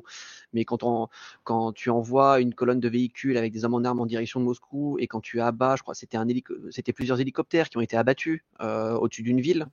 Ils avaient quand même pris la ville de Rostov aussi, quand Voilà, même. la ville de Rostov. Mais la ville de Rostov, en fait, c'est parce que c'était un nœud logistique vers l'Ukraine, donc avec Ouais. beaucoup d'armes et de véhicules. Voilà. Et ensuite, après, quand ils ont avancé, ça s'est tiré dessus. Je crois que c'est 2 hélicoptères qui ont été abattus de l'armée Ouais, russe et je crois un avion. Je crois, j'ai plus les chiffres en tête et on a ouais. les images. C'est pas un saut d'humeur, c'est pas une petite rêve. Enfin, c'est voilà, Ouais. Et une belle tentative, on va dire qu'il y avait quand même des moyens, quoi. c'est ça. Mais en fait, le problème, c'est que bah, ça s'est arrêté parce que pas assez de soutien, certainement. Parce Mm. que il y a eu un moment de battement pour voir les déclarations des différents gouverneurs des différents oblasts russes, en fait, ou des différents généraux. On les a pas vus accourir en disant il faut protéger Poutine. Il y a eu quelques heures de flottement, en fait. Et c'est ce moment-là, en fait, dans un coup d'État, qui souvent est extrêmement important. C'est qui c'est que j'arrive à rallier et qui c'est qui m'a dit qu'il allait se rallier à moi, mais qui, en fait, se rallie pas à moi au dernier moment. Ouais. Voilà, grosso modo. Je sais pas si tu avais des choses à ajouter. Je pense que tu voulais parler peut-être du Mali, etc. Alors, je peux après au-delà de définir, enfin, parce que là on a parlé plutôt des coups d'État dans le sens global, mais par exemple je peux parler un petit peu du Mali et du Burkina Faso, mais notamment avec l'influence de Wagner qui a eu lieu à ce niveau-là. Sur le Niger, c'est quasi confirmé que, enfin, c'est même confirmé que Wagner n'était pas du tout derrière la situation, parce qu'en fait ce qui prouve que ça a été que Wagner n'était pas du tout derrière la situation au Niger, c'est que en fait normalement quand ça commence à arriver ou dès les premières heures, on va avoir un flot de communication, on va dire d'influenceurs pro-russes, notamment, ça je pourrais en parler un peu plus en détail, de Kemi Seba ou Nathalie Yamb, qui sont des influenceurs panafricains qui ont reçu des financements de la part de la Russie et aussi par le biais de différentes structures indirectement, très supposément par Wagner. Et ben eux, en fait, on les voit sauter sur la situation et avoir directement un récit déjà tout construit pour soutenir c'est la révolte contre l'influence française, etc., etc. Hein. Et là, à ce moment, sur le Niger, pendant 24 à 48 heures, tous les canaux russes étaient aussi un peu dans l'expectative à regarder qu'est-ce qui se passe. Et ensuite, une fois qu'ils ont compris un peu ce qui se passait, que tout le monde a à peu près appréhender la situation. Là, on a commencé à avoir les discours habituels qu'on a vus au Mali et au Burkina Faso, avec des drapeaux russes, avec des pancartes Wagner va nous sauver, etc. Donc, On a pas mal de questions du coup. oui, J'en vois une par exemple, on a des pics là, par exemple 64, 68 ou même allez, 80, 90, 80, 92. Est-ce qu'il y a oui. une explication particulière pour ces zones de pic de coup d'État? Alors, pour les années 60, en fait, c'est assez simple, c'est que c'est le moment où on arrive sur la période vraiment de décolonisation, Ouais. parce que, en fait, en 1952, quand je commence le graphique, tous les États sont pas encore décolonisés, en fait. Hmm. Donc voilà, et ça commence vraiment à avoir des gros mouvements de décolonisation à partir des années 60, 70. Et donc, en fait, à ce moment-là, il y a une véritable instabilité des structures qui se mettent en place, en fait, parce que là, tout le monde, on va dire, se bat, hein, plus ou moins pour récupérer le pouvoir administratif, le pouvoir politique. Donc je pense que ça explique facilement la chose. Et après, dans les années 90, les tentatives, je pense que là, ce qui peut expliquer la chose, c'est très probablement le fait que années 90 égale chute de l'URSS, Ouais. égale chute du soutien russe dans certaines zones de l'Afrique, et donc à partir de là, tentative de renversement de gouvernement ou de dictature qui était soutenu financièrement, politiquement par l'URSS. Et puis même, En fait. on peut dire que les putschistes n'avaient même pas le soutien, donc ce manque de moyens, ils n'ont pas réussi à- Voilà, il y a eu une tentative de déstabilisation, mais ça a pas foncièrement marché. Voilà, je pense que là, j'ai pas étudié en détail ces périodes-là, mais c'est les deux facteurs qui permettent on va dire, l'expliquer. Années 60, la décolonisation est en marche, vraiment, donc instabilité des structures. Années 90, fin URSS, donc fin du soutien de certains régimes, donc tentative de déstabilisation de ces régimes qui survivent ou non, en fait. Ouais. On a une question là de quelqu'un qui a un beau pseudo, là, Hemingway aussi. J'aime beaucoup. Oui. Ernest de son prénom. Qui nous parle du terme d'influenceur type C. Est-ce que tu peux peut-être en dire plus sur son rôle, à quoi ça correspond? Euh, Alors, ce qu'on appelle les influenceurs, notamment panafricains, en fait, c'est compliqué. Parce qu'en fait, le Mais tu sais panafricanisme, simplifier, donc c'est voilà. bien. Mais je simplifie au maximum. Le panafricanisme, c'est un mouvement idéologique qui veut, on va dire, retrouver la pleine et entière souveraineté des pays africains, en fait. Et en fait, il y a une partie de ces leaders d'opinion comme Kemi Seba ou Nathalie Yamb, qui sont ce qu'on va appeler des influenceurs panafricains, qui sont en fait des personnes qui ont un très gros audimat sur les réseaux sociaux, que ça soit sur Twitter, Facebook ou ailleurs, parce que Facebook est pas mal utilisé par eux.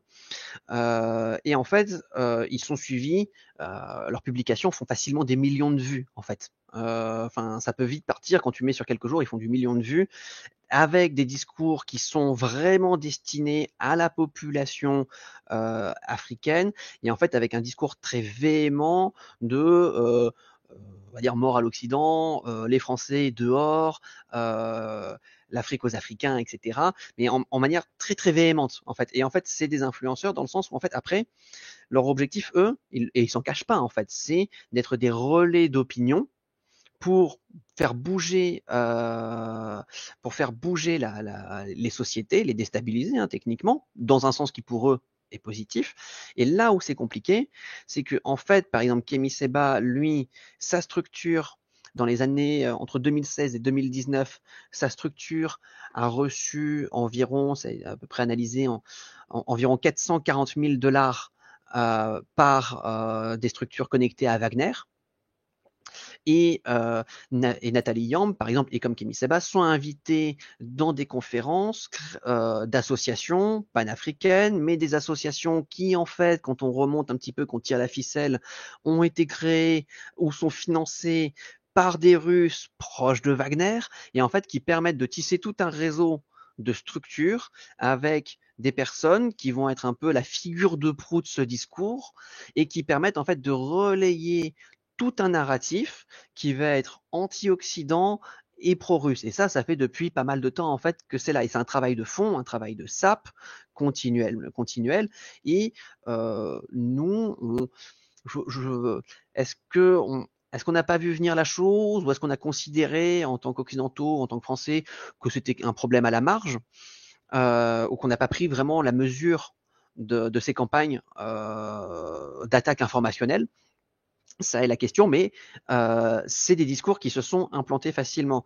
Et on pourra en reparler plus tard, mais par exemple, des fois, dans des élections de certains pays, notamment à Madagascar, il y a ces structures qui sont financées par Wagner, qui vont arriver pendant les campagnes électorales pour financer des meetings, avec de nouveau ces personnes qui vont faire des discours contre l'Occident, contre les Français. Et quand on remonte les financements, c'est du financement russe, hein, de société écran à société écran, avec des prête-noms et machin. On voit où est-ce que ça arrive. Et en fait, l'objectif, c'est déstabiliser des sociétés ou déstabiliser des élections par le fait d'avoir des discours plus ou moins véhéments qui sont faits à destination des populations locales et par des personnes qui, avec le temps, sont devenus des visages connus, en fait. Bah, je ne sais pas si je suis parti un peu trop loin peut-être dans mes Non, je pense que explications et c'est si bien. j'ai réussi à rester clair. Voilà, n'hésitez pas à nous dire dans le chat si ça répond à la question qui avait été posée, si ça va pour vous, si vous avez des explications. Il y en avait une autre, je pense qui fait du sens, c'est une question d'Igara Girl sur le. Bah, quand on voit la carte des coups d'État, on voit qu'il y a une instabilité. Elle nous disait qu'il n'y a aucun pays démocratique, pas d'élection reconnue dans ces pays. Est-ce qu'ils sont voués à rester dans cet État étrange? De rester dans une situation non démocratique. Ouais. Je pense que c'est ça la question. N'hésite pas, Igara, si tu veux préciser un peu. Alors, si c'est la question, je pense que pas foncièrement, mais est-ce que ça sera la démocratie si le modèle démocratique arrive à émerger et à survivre dans la durée? Parce que la question, c'est pas il émerge et s'il émerge et qu'il tient 3 ans avant un nouveau coup d'État, entre guillemets, sur le plan historique, c'est complètement anecdotique. Mais si ça arrive à émerger et à se structurer dans la durée, automatiquement, le modèle démocratique ne sera pas un modèle démocratique à l'européenne, parce que ce ne sont pas les mêmes sociétés, c'est pas le même rap, enfin, c'est et un truc qui joue aussi, c'est qu'on est quasiment tous ces pays, c'est du découpage colonial en fait. Donc, euh, donc ça remodèle aussi les sociétés. Euh, Donc ça sera pas ça peut arriver, ouais. et ça peut durer, mais ça sera pas forcément le même à la copie-coller, un copier-coller du modèle européen ou américain. Et on peut peut-être du coup enchaîner sur ce que tu avais dit sur l'arrivée de Wagner notamment et de la Russie du coup dans cette optique-là. Oui. On- alors, Sur les campagnes, sur le soutien un petit peu de russe. sur le soutien russe dans les coups d'État, Ouais. ok, je vais essayer d'aller vite parce que je vois le temps. Ouais, On parle, on et parle, on parle. et moi je sais que je peux partir très très loin. C'est ça. Et ceux Et qui je me me connaissent, ils connais. savent que moi aussi, donc je laisse partir parce que je trouve ça hyper fascinant et intéressant. Donc bon, on te C'est ça, réinvitera non du coup, mais hein, je pense, hein. avec grand plaisir, avec grand plaisir. On fera une J'espère que partie ça 2. se voilà. J'espère que ça se voit pas trop, que je suis un petit peu stressé dans Non, non, je l'exercice pense et que qu'on est j'essaye de bon, bien hein. On est faire. bon, on est bon. Mais voilà. Je vais vraiment aller à marche rapide si on veut pouvoir parler un petit peu de l'influence russe Ouais. structurellement sur le continent africain. En fait, au Mali, en fait, on commence à avoir des campagnes de désinformation qui datent à peu près de 2016. C'est pas des hommes sur place qui font de la désinformation, c'est qu'on commence à avoir euh, des campagnes sur les réseaux avec une multitude de petits groupes Facebook qui vont apparaître, des pages Facebook qui vont se démultiplier et qui vont faire de la propagande en fait contre contre la France. Et en fait, on va avoir ensuite de nouveau ces influenceurs qui vont débarquer au Mali, notamment Kémy Seba, qui vont renforcer ce sentiment anti-France. Et lui, par exemple, il arrive en 2021, il fait un déplacement en 2021 au Mali. J'ai un doute si c'est avant ou après, je pense que c'est légèrement après le dernier coup d'État, et son discours, c'est un discours en fait qui va légitimer le putsch. En fait, on légitimait en tout cas les nouvelles structures en disant, regardez, on peut avoir des nouveaux alliés, l'Afrique est notre, enfin la Russie est notre ami, c'est un partenaire, etc. Et l'ennemi de mon ennemi peut devenir mon ami en fait, en gros. Et donc en fait, il prépare les terrains idéologiquement et dans le discours de société pour que quand la France est renvoyée, la Russie s'engouffre directement. Donc ça, c'est ce qui a été fait. Et directement, une fois que le deuxième putsch de 2021 s'est bien confirmé, euh, eh bien, comment dirais-je, on a Wagner qui arrive, qui eux vont accroître la désinformation. Au Mali, Wagner a essayé de faire croire qu'il y avait une fausse commune qui était le résultat de soldats français, alors qu'en fait c'est eux qui l'ont faite. Et et Wagner, eux, ils sont connus. Il y a de nombreux témoignages de personnes sur place, mais c'est pas surprenant parce qu'à chaque fois à chaque fois qu'on les retrouve dans un pays, il y a toujours les mêmes témoignages. Hein, c'est redondant. Hein, c'est des massacres de civils, de la torture. Ils ont une base qui a été transformée à ce qui paraît en camp de torture avec les techniques que les Américains avaient, la simulation de noyade, par exemple, des agressions sexuelles, etc., etc., etc. Et donc en fait, le problème, c'est que Wagner, structurellement, en fait, quand il arrive dans un pays, il devient techniquement une sorte de garde prétorienne du pouvoir et va, comment dirais-je, et va assurer vite fait la sécurité, mais plutôt ensuite pour s'accaparer les ressources, en fait. Les ressources minières ou faire des pronostics miniers. Par exemple, au Mali, très rapidement, ce qui est arrivé, il y a eu des géologues russes qui sont, enfin, des géologues russes qui sont arrivés pour vérifier où est-ce qu'il y avait de l'or, etc. Et c'est souvent aussi une méthode de paiement parce que le salaire des mercenaires est beaucoup trop élevé et donc le pouvoir ne peut pas les payer correctement. Donc, tu ne peux pas me payer, mais tu as des mines. Oui, Donne-moi je accès vais me à tes servir mines, sur en place. fait. Et voilà, en fait. Et donc, c'est vraiment de la prédation pure, en fait. Le fameux paiement en nature. C'est ça, voilà. Et quand ils arrivent, je vais faire une digression sur la Centrafrique, mais par exemple en Centrafrique, parce que la Centrafrique c'est vraiment le berceau, on va dire, le berceau de l'influence russe de Wagner. Sans Oui, faire une digression, peut-être enchaîner sur la suite, parce que sinon je pense qu'on n'aura ouais. pas le temps de Sinon on faire va les pas y choses. arriver. On va pas arriver, au moins de parler, d'arriver à l'aspect vraiment structurel russe. Euh, Oui, sur l'influence russe sur le continent, pourquoi ils sont là. ouais, c'est ça. Non, alors, comment dirais-je Alors, déjà, faut comprendre que la Russie, économiquement, dans ses échanges avec l'Afrique, c'est ce qu'on pourrait appeler, à dire, un nain économique, parce que c'est 20 milliards d'échanges entre les deux, et la Russie fournit surtout du blé, des armes et du pétrole. Les échanges Union européenne-Afrique, c'est 200 milliards contre 20 milliards de la Russie, et les échanges Chine-Afrique, c'est entre 250 et 282 milliards. Donc c'est pas un mastodonte économique dans les relations, mais là où c'est important, c'est qu'en fait, il est sur des ressources importantes. Le blé, la nourriture, hein. On l'a vu avec sa tentative de donner du blé gratuit pour accéder à des voies et du soutien africain. Les armes, bon, bah, voilà. Et le pétrole raffiné, parce que c'est des pays qui ont du pétrole, mais souvent, ils n'ont pas les infrastructures pour raffiner le pétrole sur place. Donc en fait, on prend le pétrole, on le raffine et on revend. Donc c'est une perte complète pour eux, hein, dans tous les cas, que ça soit russe, européen, américain ou autre. À partir du moment où tu ne sais pas raffiner ton pétrole et que quelqu'un te l'achète pour te le revendre, parce qu'il l'a raffiné, c'est que voilà, Quand même c'est le un peu comble quand embêtant. même, hein. C'est extrêmement embêtant. Sauf le Nigeria. Le Nigeria qui, eux, sont vraiment au pétrole. Nigeria, après on a Libye, On a la Égypte. confirmation dans Voilà, le chat de ce que tu dis, donc ça me fait plaisir. voilà, c'est ça. Donc voilà, et donc j'accélère un petit peu. Au niveau des armes, sur le marché de l'armement, la Russie représente 44% des exportations d'armes sur le continent africain. Ils ont dépassé les Chinois. C'est vraiment eux qui ont pris tout le contrôle de l'armement. Et en fait, normalement, ils n'ont pas le droit. Enfin, avec les sanctions internationales qu'avec la guerre, c'est un peu plus compliqué. Mais quand tu peux pas vendre directement des armes, eh ben, qu'est-ce que tu fais? Eh ben, tu es la Russie, tu vas tapoter à la porte d'un pays avec qui tu es ami, tu lui dis tiens, prends ces armes et tu les revends dans le pays, parce que toi tu n'es pas soumis aux sanctions. Donc comme ça, ce n'est pas moi qui ai vendu des armes. Non, Mais est-ce que du coup, ce sont, c'est comptabilisé dans le pourcentage russe? C'est pas eux qui les c'est, vendent directement? je pense que c'est calculé. Je pense clairement que c'est calculé, au moins estimé, en fait. Mais voilà, c'est les techniques, hein, quand tu as une sanction et que tu t'entends très bien avec ton voisin, hop, tu lui envoies et il renvoie. Donc voilà, donc en fait c'est vraiment sur ça. Et là où en fait c'est important, c'est qu'en gros, blé, pétrole, armes et la sécurité avec les mercenaires qui arrivent derrière, qui deviennent les gardes prétoriennes de régimes dictatoriaux.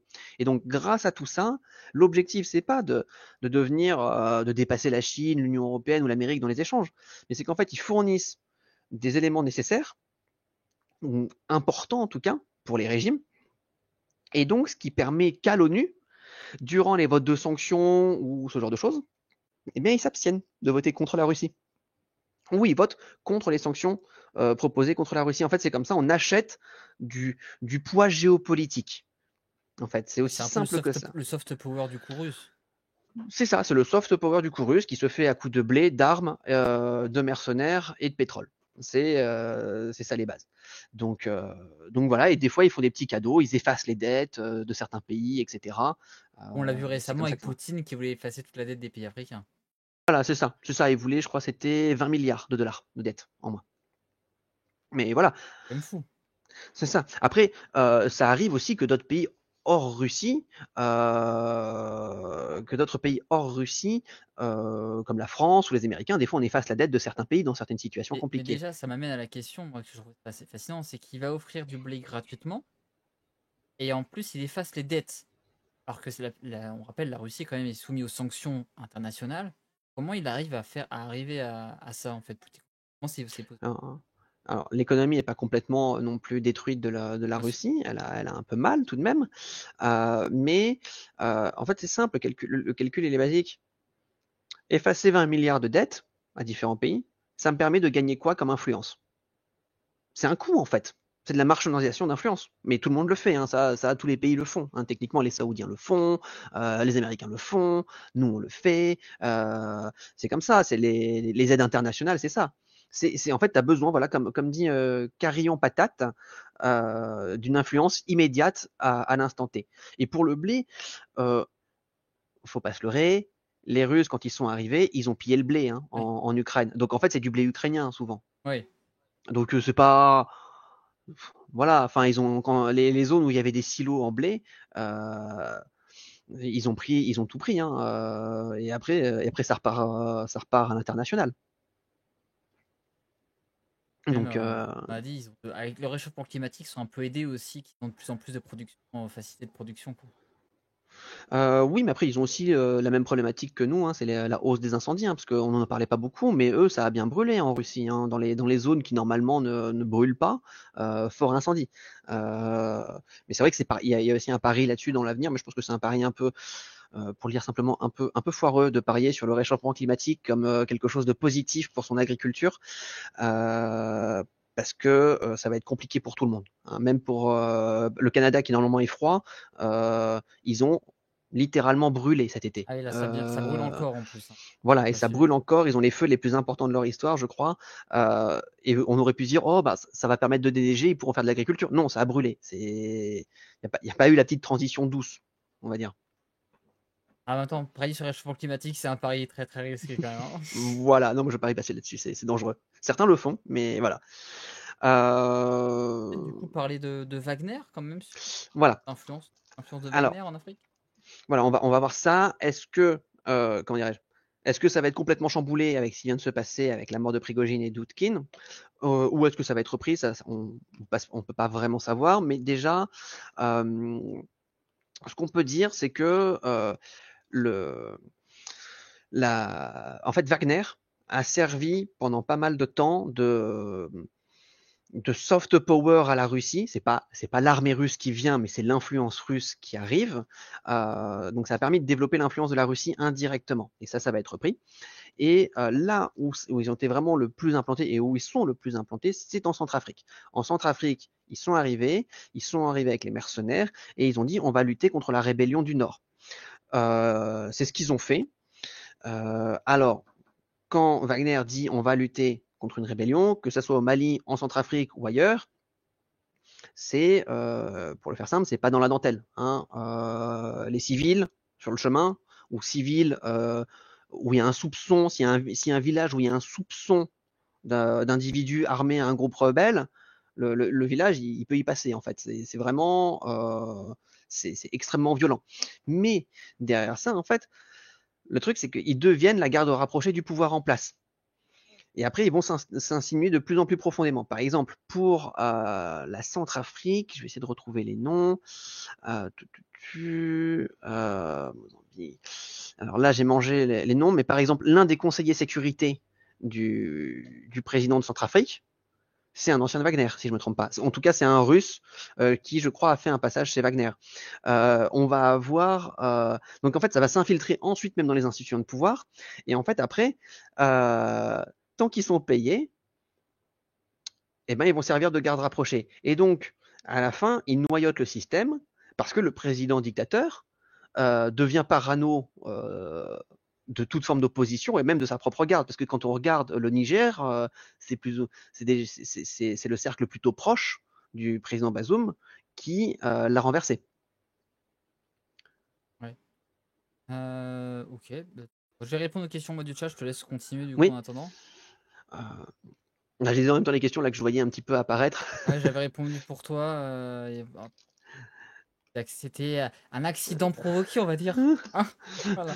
Voilà, un Voilà. accident provoqué parce que là, on a les images sur les ailes sur les images de l'avion, on voit des petites traces d'impact.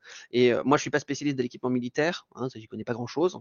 Mais il y avait des personnes qui disaient là, on est plutôt sur ce qui pourrait être des fragments en fait, parce que les missiles antiaériens, ce qu'ils expliquaient, l'objectif du missile antiaérien, c'est pas qu'il te touche l'avion, c'est qu'il explose à côté de l'avion. C'est plus simple d'exploser à côté et d'envoyer des éclats qui vont endommager l'avion.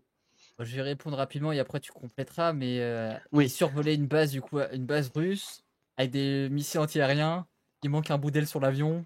Après, on peut faire toutes les conjonctures qu'on veut. Et aussi, Poutine a réagi, du coup, il a dit qu'il a salué cet homme. Désolé. Bon, ça fait rire, rien que de voir la déclaration.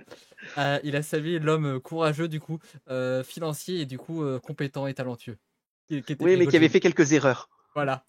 Mais qui avait fait, j'aime bien mais qui a fait quelques erreurs. Oui, marcher vers Moscou, Voilà. c'était pas une bonne idée. Voilà. Voilà. On a dit Poutine. Il y a une vidéo qui a tourné il y a quelques années qu'on a dit en début de live. c'est que Poutine, il peut pardonner ou la trahison. Là, vous faites les conjonctures que vous voulez sur la mort de Prigogine et Woodkin et puis tous les autres grands pontes de Wagner qui étaient présents, quoi. Donc, mais j'ai beaucoup aimé la déclaration. Il y a un côté un peu épique Il y à a- notre elle, déclaration. elle- elle est magnifique. La Un déclaration est homme magnifique, hein. qui a rempli beaucoup de missions avec valeur, mais qui a fait Alors, quelques erreurs. voilà. Ok. Voilà, bam. Allez, bam, je te déroserai. Donc voilà. Voilà. Est-ce qu'il y avait des questions auxquelles il faut répondre? Je crois pas qu'il y avait de questions à part ça qu'il fallait répondre. Non, non, je crois qu'il n'y avait pas de questions. En tout cas, n'hésite pas à les reposer si j'ai loupé une question, hein. C'est juste Mm. que on discute bien avec Yann et du coup, des fois, on peut zapper des questions. Mais voilà. En parlant de Ok. ça, de même qu'on fait des erreurs, petit écart sur le Mali. Oui. Tu me parlais d'un petit écart sur le Mali. Sur les Le mines. petit écart sur le Mali, oui. En gros, ce qui s'est passé, c'est que Wagner est arrivé au Mali. Et en fait, donc le truc, en fait, depuis qu'ils sont là, les attaques, elles sont pas réduites, elles ont augmenté, hein, les attaques terroristes. Donc en fait, voilà. Qui plus est, en plus, et là où c'est fabuleux, c'est qu'en fait, ils vont ajouter du chaos au chaos. C'est-à-dire qu'à un moment, j'avais parlé pour ceux qui étaient là au tout début, qui sont là depuis à peu près 1h30, les survivants, enfin, en durée longue. Euh, Au Mali, il y a un mouvement qui s'appelle le MNLA, en fait, qui est le regroupement des Touaregs, on va dire pour faire simple, du Nord, et qui réclament l'indépendance du Nord Mali, qu'ils appellent l'Azawad. Et qui finalement s'était rallié à la France et au pouvoir suite à des traités, je crois que c'était en 2015-2016, le traité d'Alger, voilà. Et donc, ces forces-là s'étaient regroupées finalement derrière le pouvoir et l'armée française pour recombattre les groupes terroristes du coin.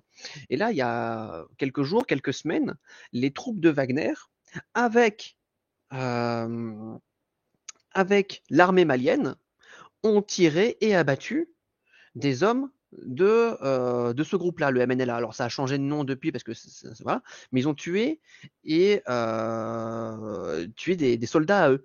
Et donc en fait, ce qui fait peser le risque que ce groupe-là dise oh, les accords de paix c'est terminé en fait.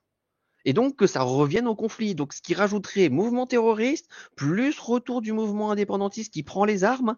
Donc en fait, la stabilité, elle n'est pas là en fait. Enfin, ils accroissent l'instabilité. C'est terrifiant. En plus, ce qui fait accroître la stabilité, c'est que là où ils arrivent, que ce soit au Mali, en Centrafrique ou ailleurs, les témoignages de destruction de villages, d'exécution, de torture, d'agressions sexuelles sont nombreux. Et donc, c'est simple. Hein, quand tu martyrises une population, qu'est-ce qui se passe la plupart du temps? Soit ils fuient, soit ils prennent les armes en fait.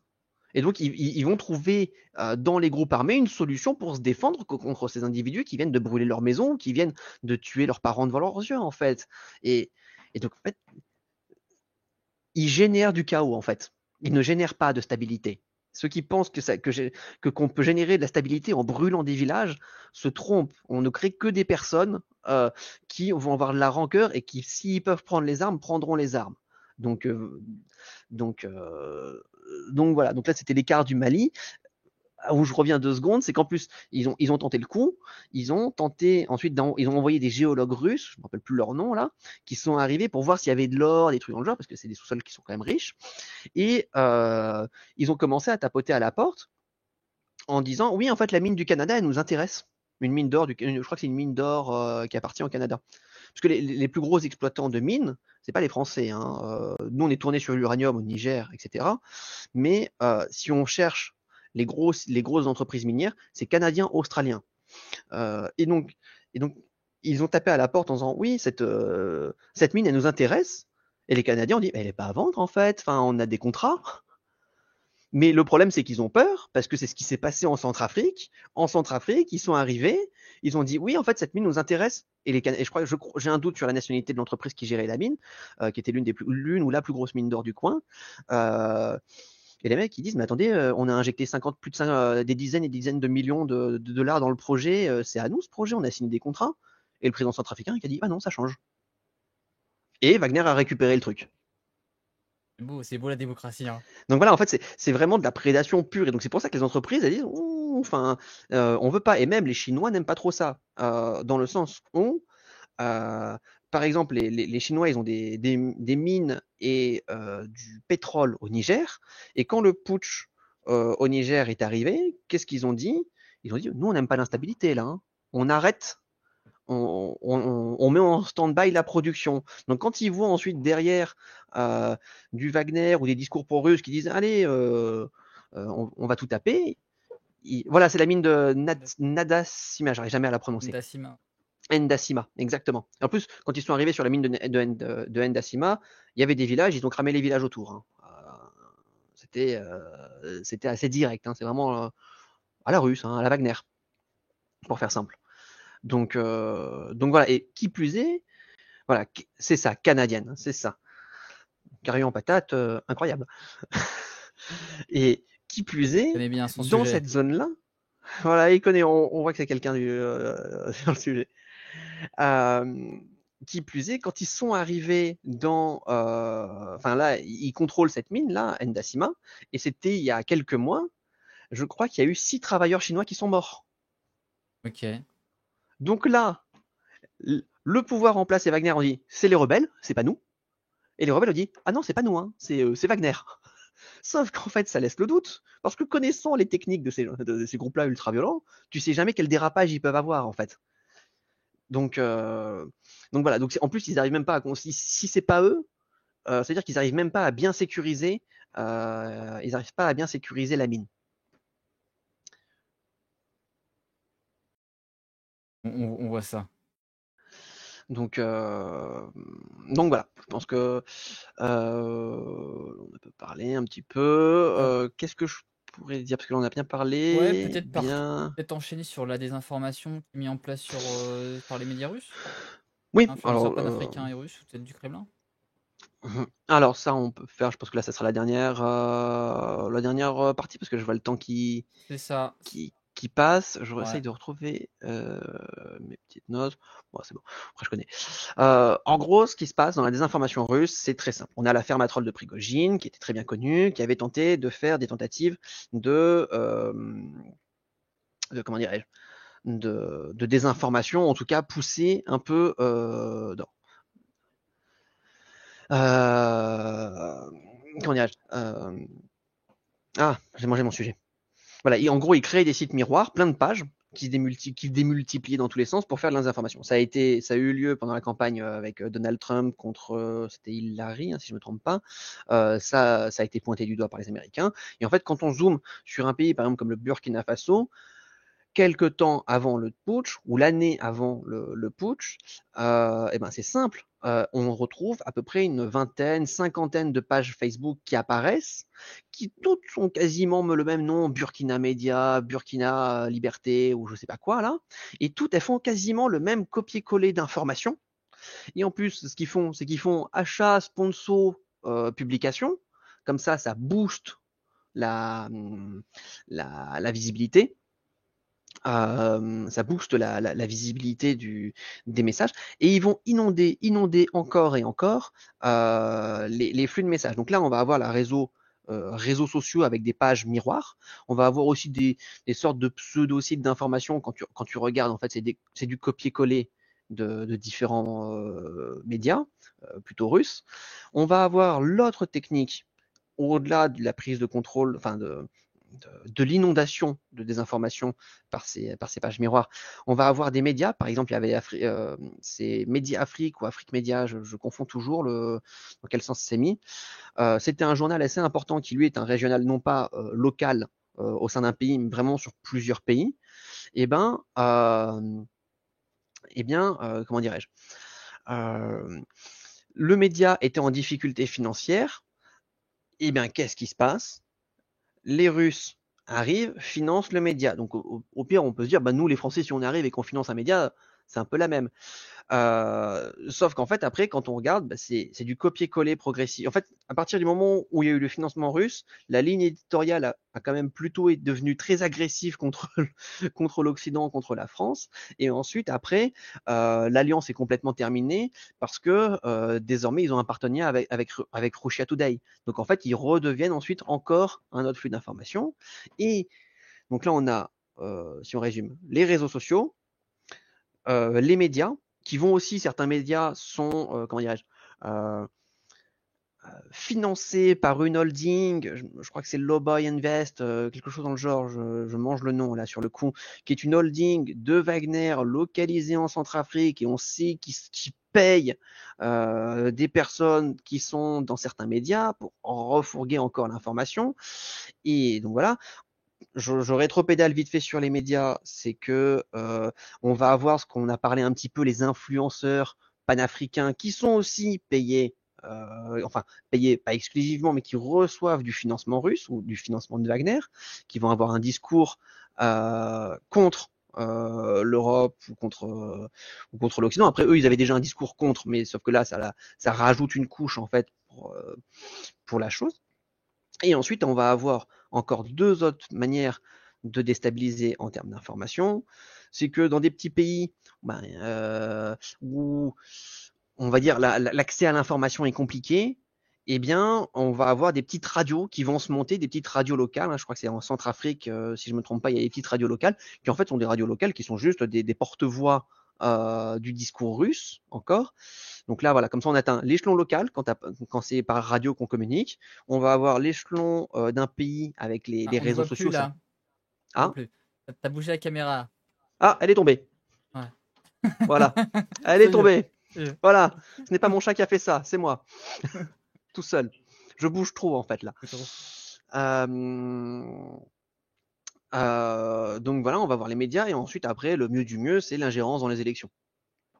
Et on a le cas particulier de Madagascar où ça a été très marqué. Madagascar, élection, qu'est-ce qui se passe? On va avoir des organismes qui sont financés par Wagner, qui se disent secteur associatif, etc. Mais quand tu remontes, quand tu tires la ficelle, t'es là, t'es payé par Dimitri là, donc t'es pas vraiment indépendant. En plus, ce monsieur il est en lien avec Wagner. Donc ces groupes vont arriver sur place et vont commencer à faire des meetings, et ensuite après qui vont plutôt soutenir ouvertement l'influence russe. Et en même temps, à Madagascar, ce qui s'est passé, c'est qu'il y a eu des agents russes qui sont arrivés avec des mallettes d'argent, de cash. Ça a été plutôt bien documenté. Ils arrivent et ils sont allés voir, je crois, 8 candidats sur les 26. Et en fait, ils disaient, ben voilà, cet argent, il est à toi si tu as un discours pro-russe, en fait. Donc là, c'est vraiment de la corruption d'élection directe, Ouais, en fait. on avait une élection, Voilà. on avait une qui était là-dessus. Une question sur, moi, que je trouvais intéressante parce que j'en parle souvent, c'est les réseaux sociaux. Des réseaux sociaux. Quelle utilisation qui a été faite du coup des réseaux sociaux dans ces élections électorales? Je crois que moi j'en parle assez souvent, c'est un poids énorme. On utilise Twitter, on utilise Facebook, on utilise LinkedIn. Comment ça a été utilisé? Comment ça a été utilisé pendant les élections? Ouais. Toute élection confondue, je pense que ça soit même aussi chez nous, techniquement, tu vas avoir une démultiplication des pages Facebook ou du contenu sensationnel en fait. Parce que ça marche comme ça. C'est sur quoi tu cliques pour liker, c'est quoi que tu partages. C'est des choses sensationnelles qui font appel à ton émotion. Et en fait, ça pullule. Et donc, c'est extrêmement compliqué à réguler parce que je pense que même si on essayait de. Là je suis pas du tout doué dans le secteur, mais automatiquement, je suis pas sûr. Je pense que tu peux très vite couvrir l'adresse IP d'origine qui a créé telle ou telle page pour faire de la désinformation. Et au pire, tu peux envoyer des personnes sur place qui vont te créer des pages pour avoir les bonnes IP. Donc ça, toute élection confondue, dans tous les pays, ça va être très compliqué. Très très compliqué, tout bord confondu, que ça soyons, que ça soyons, oula, que ça soit nous qui voulons peut-être peser dans des élections d'un pays parce qu'il y a un candidat qui nous intéresse, qui est plus pro-européen. Techniquement, ça peut se faire en faisant peser en créant nous-mêmes aussi ce genre de campagne de com.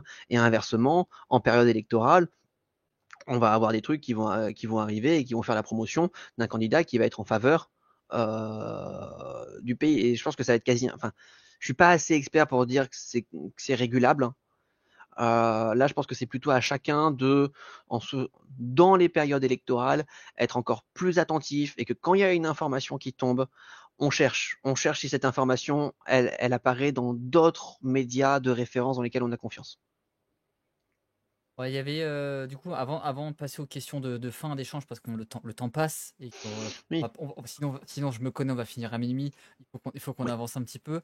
Je vais peut-être te demander de commenter une des cartes que tu avais mentionnées sur l'indice de démocratie qui fait du sens avec ça. Ah oui. Parce que je pense que celle-là est extrêmement parlante quand même, sur le niveau de démocratie dans le monde et en Afrique. Voilà. Ok, ben, quoi dire de plus en fait? Non, mais c'est ça en fait, c'est terrible.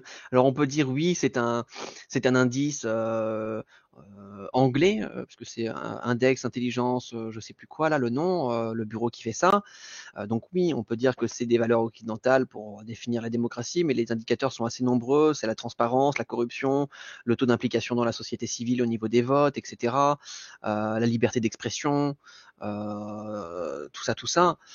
Mais ben, J'avais vu d'ailleurs, tu avais publié une voilà. carte qui montrait quand même une certaine augmentation, amélioration, on va dire. On passe d'un indice inférieur à 3 à un indice qui est 3 ou 4. Est-ce que c'est une tendance Ouais. qui se généralise? Il y a une telle forme d'optimisme qu'on pourrait dénoter ou alors Alors, dans certains pays, ça s'améliore très légèrement. Mais en fait, le problème qui se passe notamment, c'est que les régimes autoritaires, globalement, leur note descend encore plus souvent. Donc, ça veut dire qu'en fait, les régimes autoritaires deviennent de plus en plus autoritaires. Par exemple, si on regarde la note de la Chine, la Chine est considérée comme un régime de plus en plus autoritaire. ouais, Là, la Russie, là, je crois que c'est la note avant, on est en 2020. Là, ça ouais. s'arrête en 2020. Donc, on est sur un régime autoritaire, mais pas le pire. Et là, je pense que si on regarde la note de la Russie, ça m'étonnerait pas qu'il ait basculé en régime autoritaire plus, pour faire simple. Donc en fait, c'est ça le problème. Il y a eu un moment, et pareil, la Tunisie, là actuellement, en 2020, elle est dans la démocratie imparfaite, mais le président en place a mis des réformes qui sont considérées comme un retour un peu à une forme d'autoritarisme. Je ne sais pas quelle est la note de la Tunisie, mais ça m'étonnerait pas que la note se soit un peu dégradée. Et il y a aussi l'Inde à surveiller en termes de notes. Parce Hein. que avec Moody, c'est pas non plus Moody, c'est pas le chantre de la démocratie libérale à l'occidentale, on va dire, pour faire simple. Bon, on disait d'ailleurs qu'on confirmait tes propos du coup, sur la Chine. Il y avait peut-être une question avant de passer à la dernière partie des interviews.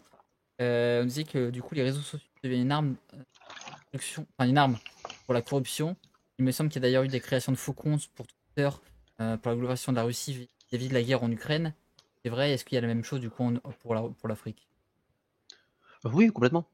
Complètement. Enfin, la guerre en Ukraine, on a vu tout un tas de comptes apparaître, se faire et soutenir la position russe. Et quand ça arrive aussi en Afrique, quand il y a des campagnes de désinformation, il y a une multitude de faux comptes qui apparaissent pour amplifier un message en fait. Ça c'est constant. C'est constant en termes d'influence. Et pour attaquer en fait, et pour attaquer, harceler.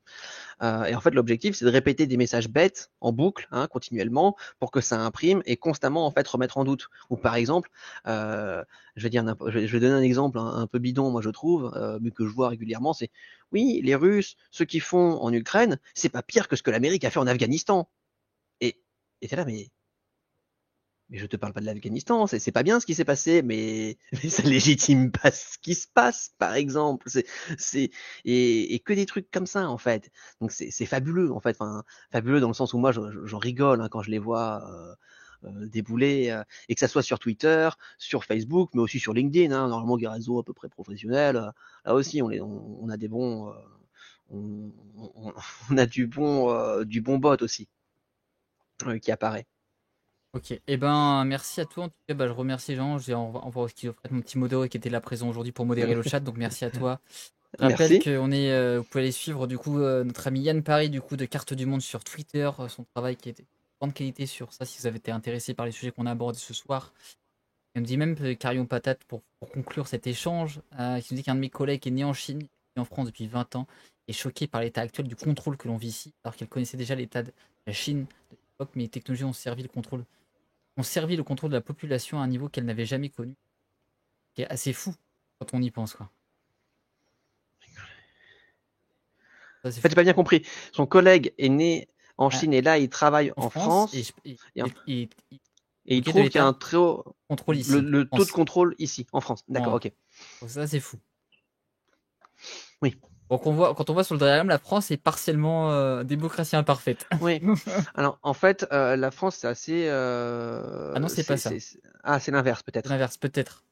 Elle est née en Chine, Ok. ok. Alors peut-être que j'ai Elle vie vit en en France. France, c'est bien. Ça explique morceau par morceau. Ouais. Ah, peut-être la détérioration en Chine. Peut-être que c'est plus logique dans ça, parce que sinon c'est un peu choquant quand même. Elle est née en Chine, Ah. vit en France. Est-ce qu'il y a une suite? Et Revenu en revenu Chine. en Chine. Ah, Ah voilà. voilà, voilà. Ah oui, d'accord, oui, d'accord. Là c'est plus logique. Bon, oui, on a le crédit social, ça c'est fabuleux, ça. Ça, c'est le summum du truc. Donc elle a vu la différence entre ce qu'elle a vécu à la base en Chine et quand elle est revenue en Chine, Ouais. est un peu effondrée. Il y a Ok. tout un sujet avec le crédit social, notamment. C'est Eh ben, monstrueux. très bien. S'il y a une question que j'ai loupée, n'hésitez pas à la reposer. Moi, je vais enchaîner sur les questions un peu plus de fin de live. Et ben, sans transition aucune. Je vais pas te poser la première, je vais te laisser réfléchir un peu. Ouais, Est-ce je pense que j'en ai trouvé une un peu bateau. C'était la citation, mais qui est toujours valable, hein, techniquement. du coup, eh ben, ok, ben, quelle est ta citation qui te représente, ton mantra? Ah mince, ah mince, non, j'ai mal compris le truc. Parce que c'était une Ou citation que par... j'aime bien, tu Ouais, vois. que En t'aimes fait, bien tu par vois. rapport au sujet, qui Ouais. t'inspire, qui te représente. J'ai envie de dire bah, la caricature, hein, si vis pacem parabellum, hein, qui veut la paix prépare la guerre. Mais en fait, c'est pas pour aller en va en guerre. C'est euh, les relations internationales, c'est dangereux en fait. Et, euh, et même si on est animé par des idées d'humanisme, d'aide, de machin, etc., les voisins ou des pays plus loin euh, peuvent être en constante prédation en fait sur nous. Et en fait, si on veut pouvoir se protéger dans le chaos qu'est les relations internationales, il faut toujours avoir les moyens de se protéger à minima ou au moins de dissuader les autres de nous attaquer en faisant en fait la dissuasion. C'est simple, hein, c'est si tu m'attaques, peut-être que je vais perdre, mais je vais emporter un gros morceau de chez toi dans le passage. Et je trouve que c'est dans les relations internationales actuelles, je pense que c'est important de prendre ça pas pour être en va-t-en-guerre, mais pour dire le monde, les relations internationales, c'est dangereux. L'armement, il fait que d'augmenter partout dans le monde, en fait. Donc, faut, faut, faut se préparer à dissuader, en fait, si on veut préserver un monde où on peut vivre en paix. Super. Je... Voilà. Et c'est beau comme explication de la citation, je trouve qu'elle est parfaite. Voilà, mais c'est pas Euh, le va-t-en-guerre, loin de là. Très bien. Est-ce que maintenant tu aurais des lectures, podcasts, YouTube, Hein. même peut-être du coup Twitter à conseiller? Alors, pour Twitter, là, on a beaucoup parlé de Wagner, donc si je peux vous conseiller un compte à suivre sur Wagner, c'est All Eyes on Wagner. Mon accent est horrible. Je vais retrouver, euh, On va peut-être puisque là,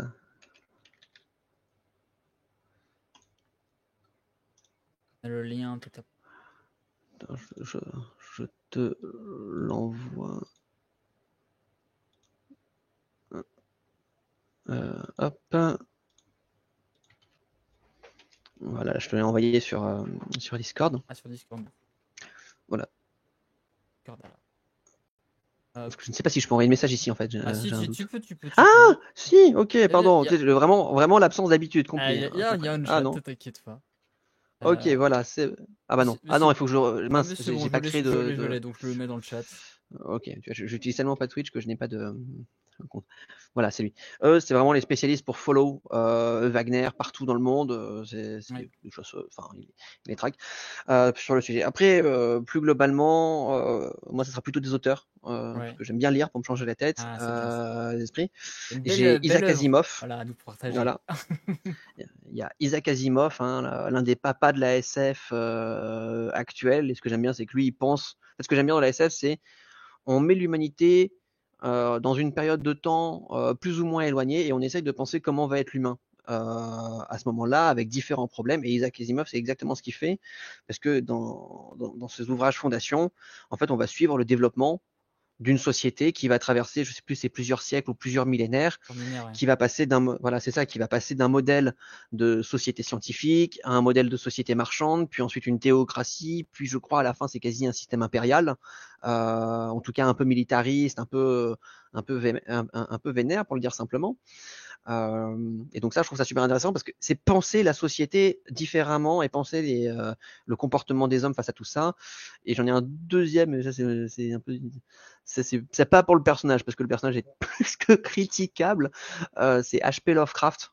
Mais c'est plus pour l'univers qu'il a créé de Cthulhu, les dieux anciens, et en fait qui pendant longtemps a été un peu oublié, et en fait ça a beaucoup inondé la pop culture, mais depuis pas mal de temps, sans que ça soit vraiment, et c'est que récemment qu'il est vraiment redécouvert à juste titre pour ses écrits, mais le personnage en lui-même est une personne très contestable. C'est ça. Et pour compléter un peu sur Asimov, il a écrit aussi l'Histoire du futur, qui sont une suite de 27 bouquins qui est écrit pour l'Histoire du futur. Et il y a beaucoup il a, on va pas dire prédit, mais qui sont arrivés, on va dire, qui racontent un peu l'histoire de l'humanité, que c'est vraiment hyper intéressant pour les passionnés d'SF et d'évolution de l'espèce.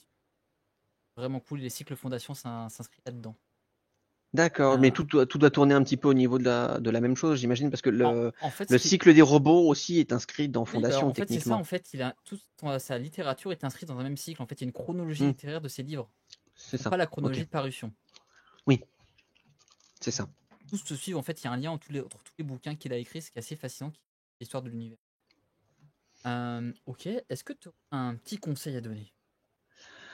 Je nous écoute. Mon conseil à donner, c'est toujours croiser les sources d'informations.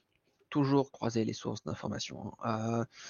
Et essayer d'identifier des personnes ou des médias dans lesquels vous avez plutôt confiance, en fait, qui vous paraissent fiables parce que ils sont plutôt bons dans leur sujet, qu'importe leur opinion politique.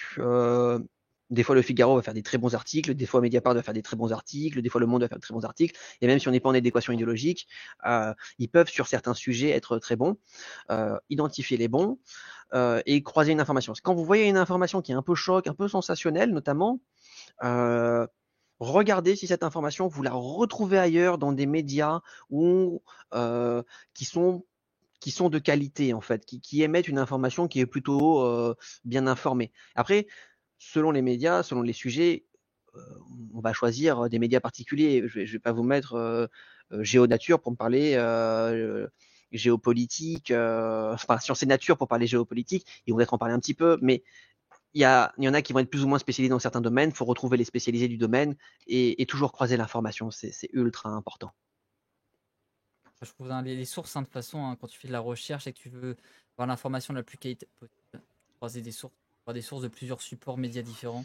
Et, C'est ça, c'est ça. Et même si c'est dans une autre langue, il y a Google Trad ou ouais. DeepL Ah, pour traduire les DeepL, articles. c'est magique, hein. Oui, oui, oui. Ce qui m'énerve énormément, c'est qu'en fait, j'ai pas envie de payer Ouais. l'abonnement et donc de temps en temps, j'ai 24 heures d'arrêt. Je suis là, non, s'il te plaît. Ok. Et maintenant, quelle est ta personnalité politique historique, vivante ou morte, favorite? Et pourquoi? Alors, ça sera plutôt une euh, politique. Moi, ça va être, enfin, plutôt historique. Pas forcément politique, c'est historique. C'est Jules César, mais pas pour le côté Jules César. Je suis le conquérant, etc. C'est qu'il s'inscrit en fait dans une période que je trouve super intéressante parce qu'il est au point de bascule entre la République puis l'Empire qui va arriver très peu de temps après en fait, et ça je trouve ça super fascinant. En fait c'est plus en fait le contexte historique que je trouve incroyable, et surtout que la ville de Rome me fascine dans le sens où une petite cité-État qui devient aussi impressionnant, puis après qui s'écroule, mais et en fait je trouve que ce personnage-là, en fait il est pile dans le moment charnier en fait de l'histoire de Rome. Donc voilà, après, je suis pas j'ai pas lu tous les bouquins sur lui, etc. J'ai une connaissance de surface sur le personnage, mais c'est ce côté fascinant en fait qui a pour moi. Moi, ce qui fascine, hein, qui divise, mais qui fascine ainsi Ah grandement. oui, c'est ça. Par contre, oui, complètement, Euh, complètement. et d'ailleurs, on rappelle, bah, César n'a jamais été empereur. La Voilà, question. c'est Voilà. ça. Non, Et non, César il n'est pas était, empereur. c'est Il a ça. été consul à vie. Mm. Quel est ton prochain défi? C'est difficile. Moi, je fonctionne pas vraiment au défi, Ton mais prochain déjà faire. objectif que tu Ouais, as. prochain objectif, déjà de faire que mon projet Carte du Monde il avance bien, en fait, que ça perdure bien, que ça soit autant sur le côté bénévole que je fais dans les publications que sur le plan professionnel, parce que c'est un secteur de niche, donc c'est particulier. Et puis l'autre défi que j'ai aussi, c'est là, dans quelques mois, je me marie, donc Félicitations. dernière ligne droite. Félicitations à toi. Que du bonheur, on vous le souhaite en tout cas, à tous les deux. Oui. Ah, ça retombe. Ah oui, Voilà. ta Non, caméra qui voilà, est t'inquiète, repartie. c'est bon. C'est bon. Est-ce que du coup, tu pourrais, où est-ce qu'on peut te retrouver? Twitter, surtout Twitter. Twitter. Et ben, on remet Ouais. d'ailleurs, carte du monde, les amis. Carte du monde, vous pouvez retrouver notre ami Yann Paris sur Carte du monde. Et pas des follow sympas, il fait des trucs super intéressants, super pertinents et super instructifs sur la géopolitique. Est-ce que tu aurais quelque chose à ajouter? Je pense qu'on a duré 2 heures, Mais oui. donc c'est bien. À part si tu veux que je te parle pendant encore 2 heures du terrorisme en Afrique subsaharienne, mais je pense que Non, voilà. on aurait peut-être une question de conclusion qui t'est posée tout à l'heure. J'ai dit qu'on y répondrait à la fin parce qu'elle était Oui, un poil hors sujet. Qu'est-ce oui. que tu penses de l'ingérence française en Afrique? C'est ton avis. Compliqué parce que, en fait, il y a un côté intérêt français que je peux comprendre à défendre sur les enjeux, mais le problème, ça c'est vraiment très très subjectif, c'est que la France a considéré, je trouve, la zone francophone africaine comme son précaré, comme son arrière-cour, et a peut-être pas forcément développé des bonnes relations en fait avec ces pays, et qu'on aurait dû de longue date avoir des relations où on les traite d'égal à égal en fait. Et qu'on n'affiche pas une sorte de supériorité ou que voilà, s'ils fonctionnent comme ça, ils fonctionnent comme ça, mais faut faut traiter avec eux. Donc je trouve que c'est quand même sur le plan humain, je trouve ça condamnable. Sur le plan géostratégique, je le comprends pourquoi ça a été fait, parce qu'on avait des intérêts. Et le problème, c'est que la géopolitique n'a pas d'idéologie. Enfin, la géopolitique, les bons sentiments, ils partent très très vite. Euh, mais sur le plan humain, je trouve ça vraiment dommage, en fait, ce qu'on a fait. Ben, avant de te remercier et te laisser, je vais demander aux gens si vous avez une suggestion de raid, parce que si vous qui découvrent Twitch, on peut raid une suite, on peut envoyer un peu de force à une autre chaîne, du coup, pour renvoyer nos petits viewers sur une autre chaîne pour donner de la force, pour aider un collègue ou même se faire voir. Si vous avez une suggestion, n'hésitez pas. Moi, je vais commencer déjà par remercier ceux qui étaient présents durant tout ce live. Merci à vous, les viewers, merci à ceux qui ont soutenu la chaîne, merci à ceux qui sont jusqu'à la fin, qui étaient présents au début à la fin, vous êtes les warriors. Merci à Yann déjà d'avoir été présent, d'avoir répondu à nos questions. C'était vraiment très instructif et très intéressant. Donc j'espère en tout cas que les présents, nos amis viewers, les petits matelots, les moussaillons, les marins d'eau douce qui étaient là, ont apprécié cet échange. Moi je vais rappeler, avant de laisser Yann conclure, je vais rappeler deux, trois choses. Je rappelle que tous les jeudis, je fais venir quelqu'un, un invité. N'hésitez pas à me suggérer des gens si vous voulez qu'on fasse venir quelqu'un pour parler d'un sujet qui vous intéresse. Donc tous les jeudis, normalement soir, on fait quelque chose. Donc il y a une programmation qui est jusqu'à octobre, même novembre en ce moment, qui est en train d'être mis à jour. Pas me suggérer des invités si vous voulez qu'on vienne. Je rappelle que cet échange est rediffusion du coup sur Twitch. Et après, il sera redisponible sur YouTube et en version podcast. Et que demain à 9h, pour ceux qui sont matinaux, on ferait un récap géopolitique de cet échange avec un récap de l'actu géopolitique du coup en Afrique, en Russie et international. Donc voilà, dès 9h, je vous donne rendez-vous sur Twitter. On passe un récap de tout ça. Voilà, donc merci à vous le chat. Apparemment, on a des suggestions, c'est pas mal. Et ben si, il fait une suggestion, c'est une suggestion l'ami. Toutes les suggestions sont bonnes à prendre tant qu'elles sont bienveillantes. On nous dit capitaine, c'était très intéressant. Merci pour le live de Cario Patate. Merci pour ta présence et pour tes questions du coup. Cario Patate, c'est vraiment très pertinent. Merci à toi. Je rappelle que si vous avez bien aimé, n'hésitez pas à follow la chaîne. Si vous avez un Amazon Prime qui dort, n'hésitez pas à le lâcher. C'est moins cher que gratuit. Et soutenir la chaîne, vous pouvez lâcher un sub ou sinon vous avez le Patreon. Si vous voulez soutenir la chaîne pour payer du coup du rhum pour les invités et faire que le navire entretienne sa voilure. Merci en tout cas vous pour tout ce qui est présent. Je repasserai vu j'ai vu la fin, c'est très intéressant. Et ben tant mieux si ça t'a plu. N'hésitez pas les amis. Il y a les tips. Vous aimez lâcher des doublons dans le navire pour qu'on puisse acheter des nouveaux canons pour aller partir à l'abordage. En tout cas, merci Yann. Avec grand plaisir. Merci capitaine pour ton prime. Bien. Est-ce que C'était tu as quelque chose à nous dire non, enfin c'était vraiment une super expérience. C'était la première fois que je faisais hein? quelque chose en temps réel, en live, parce que j'avais Ouais. déjà eu il y a longtemps un ou deux podcasts, et c'était vraiment super intéressant. Je sais pas si j'ai réussi à bien gérer l'exercice. Apparemment si. Euh, voilà, mais je sais que voilà, des fois je bouge beaucoup et des fois je fais des monologues très très longs et je vois qu'on sait pas comment m'arrêter et je sais plus comment moi-même m'arrêter parce que je suis pris dans mon truc. J'ai l'habitude Mais aussi, hein. c'était vraiment chouette. Ouais. C'était une super expérience, vraiment, vraiment Voilà, mais très très on chouette. Et rappelle, je remercie tout le monde. c'était la première de Yann sur Twitch. On nous rappelle que les gens lisent ton travail sur Twitter, ils aiment beaucoup ton travail sur Twitter. Moi, le premier, c'est pour ça que j'avais à cœur de te faire venir, parce que pour ceux qui me connaissent pas, qui découvrent aussi la chaîne, moi je parle d'histoire poétique et de géopolitique. Normalement, tous les mardis, on fait le live de géopolitique, c'est le live régulier de la semaine. Les mardis soirs, on parle de géopolitique. Et les jeudis, on fait venir un invité qui est en rapport normalement avec la géopolitique ou l'histoire politique. Voilà, et puis on aime bien parler de ces sujets-là, avec joie, bonheur, respect et puis bienveillance. Je sais pas si vous avez des sujets à parler. Et ben, vous êtes les bienvenus ici sur le Pont du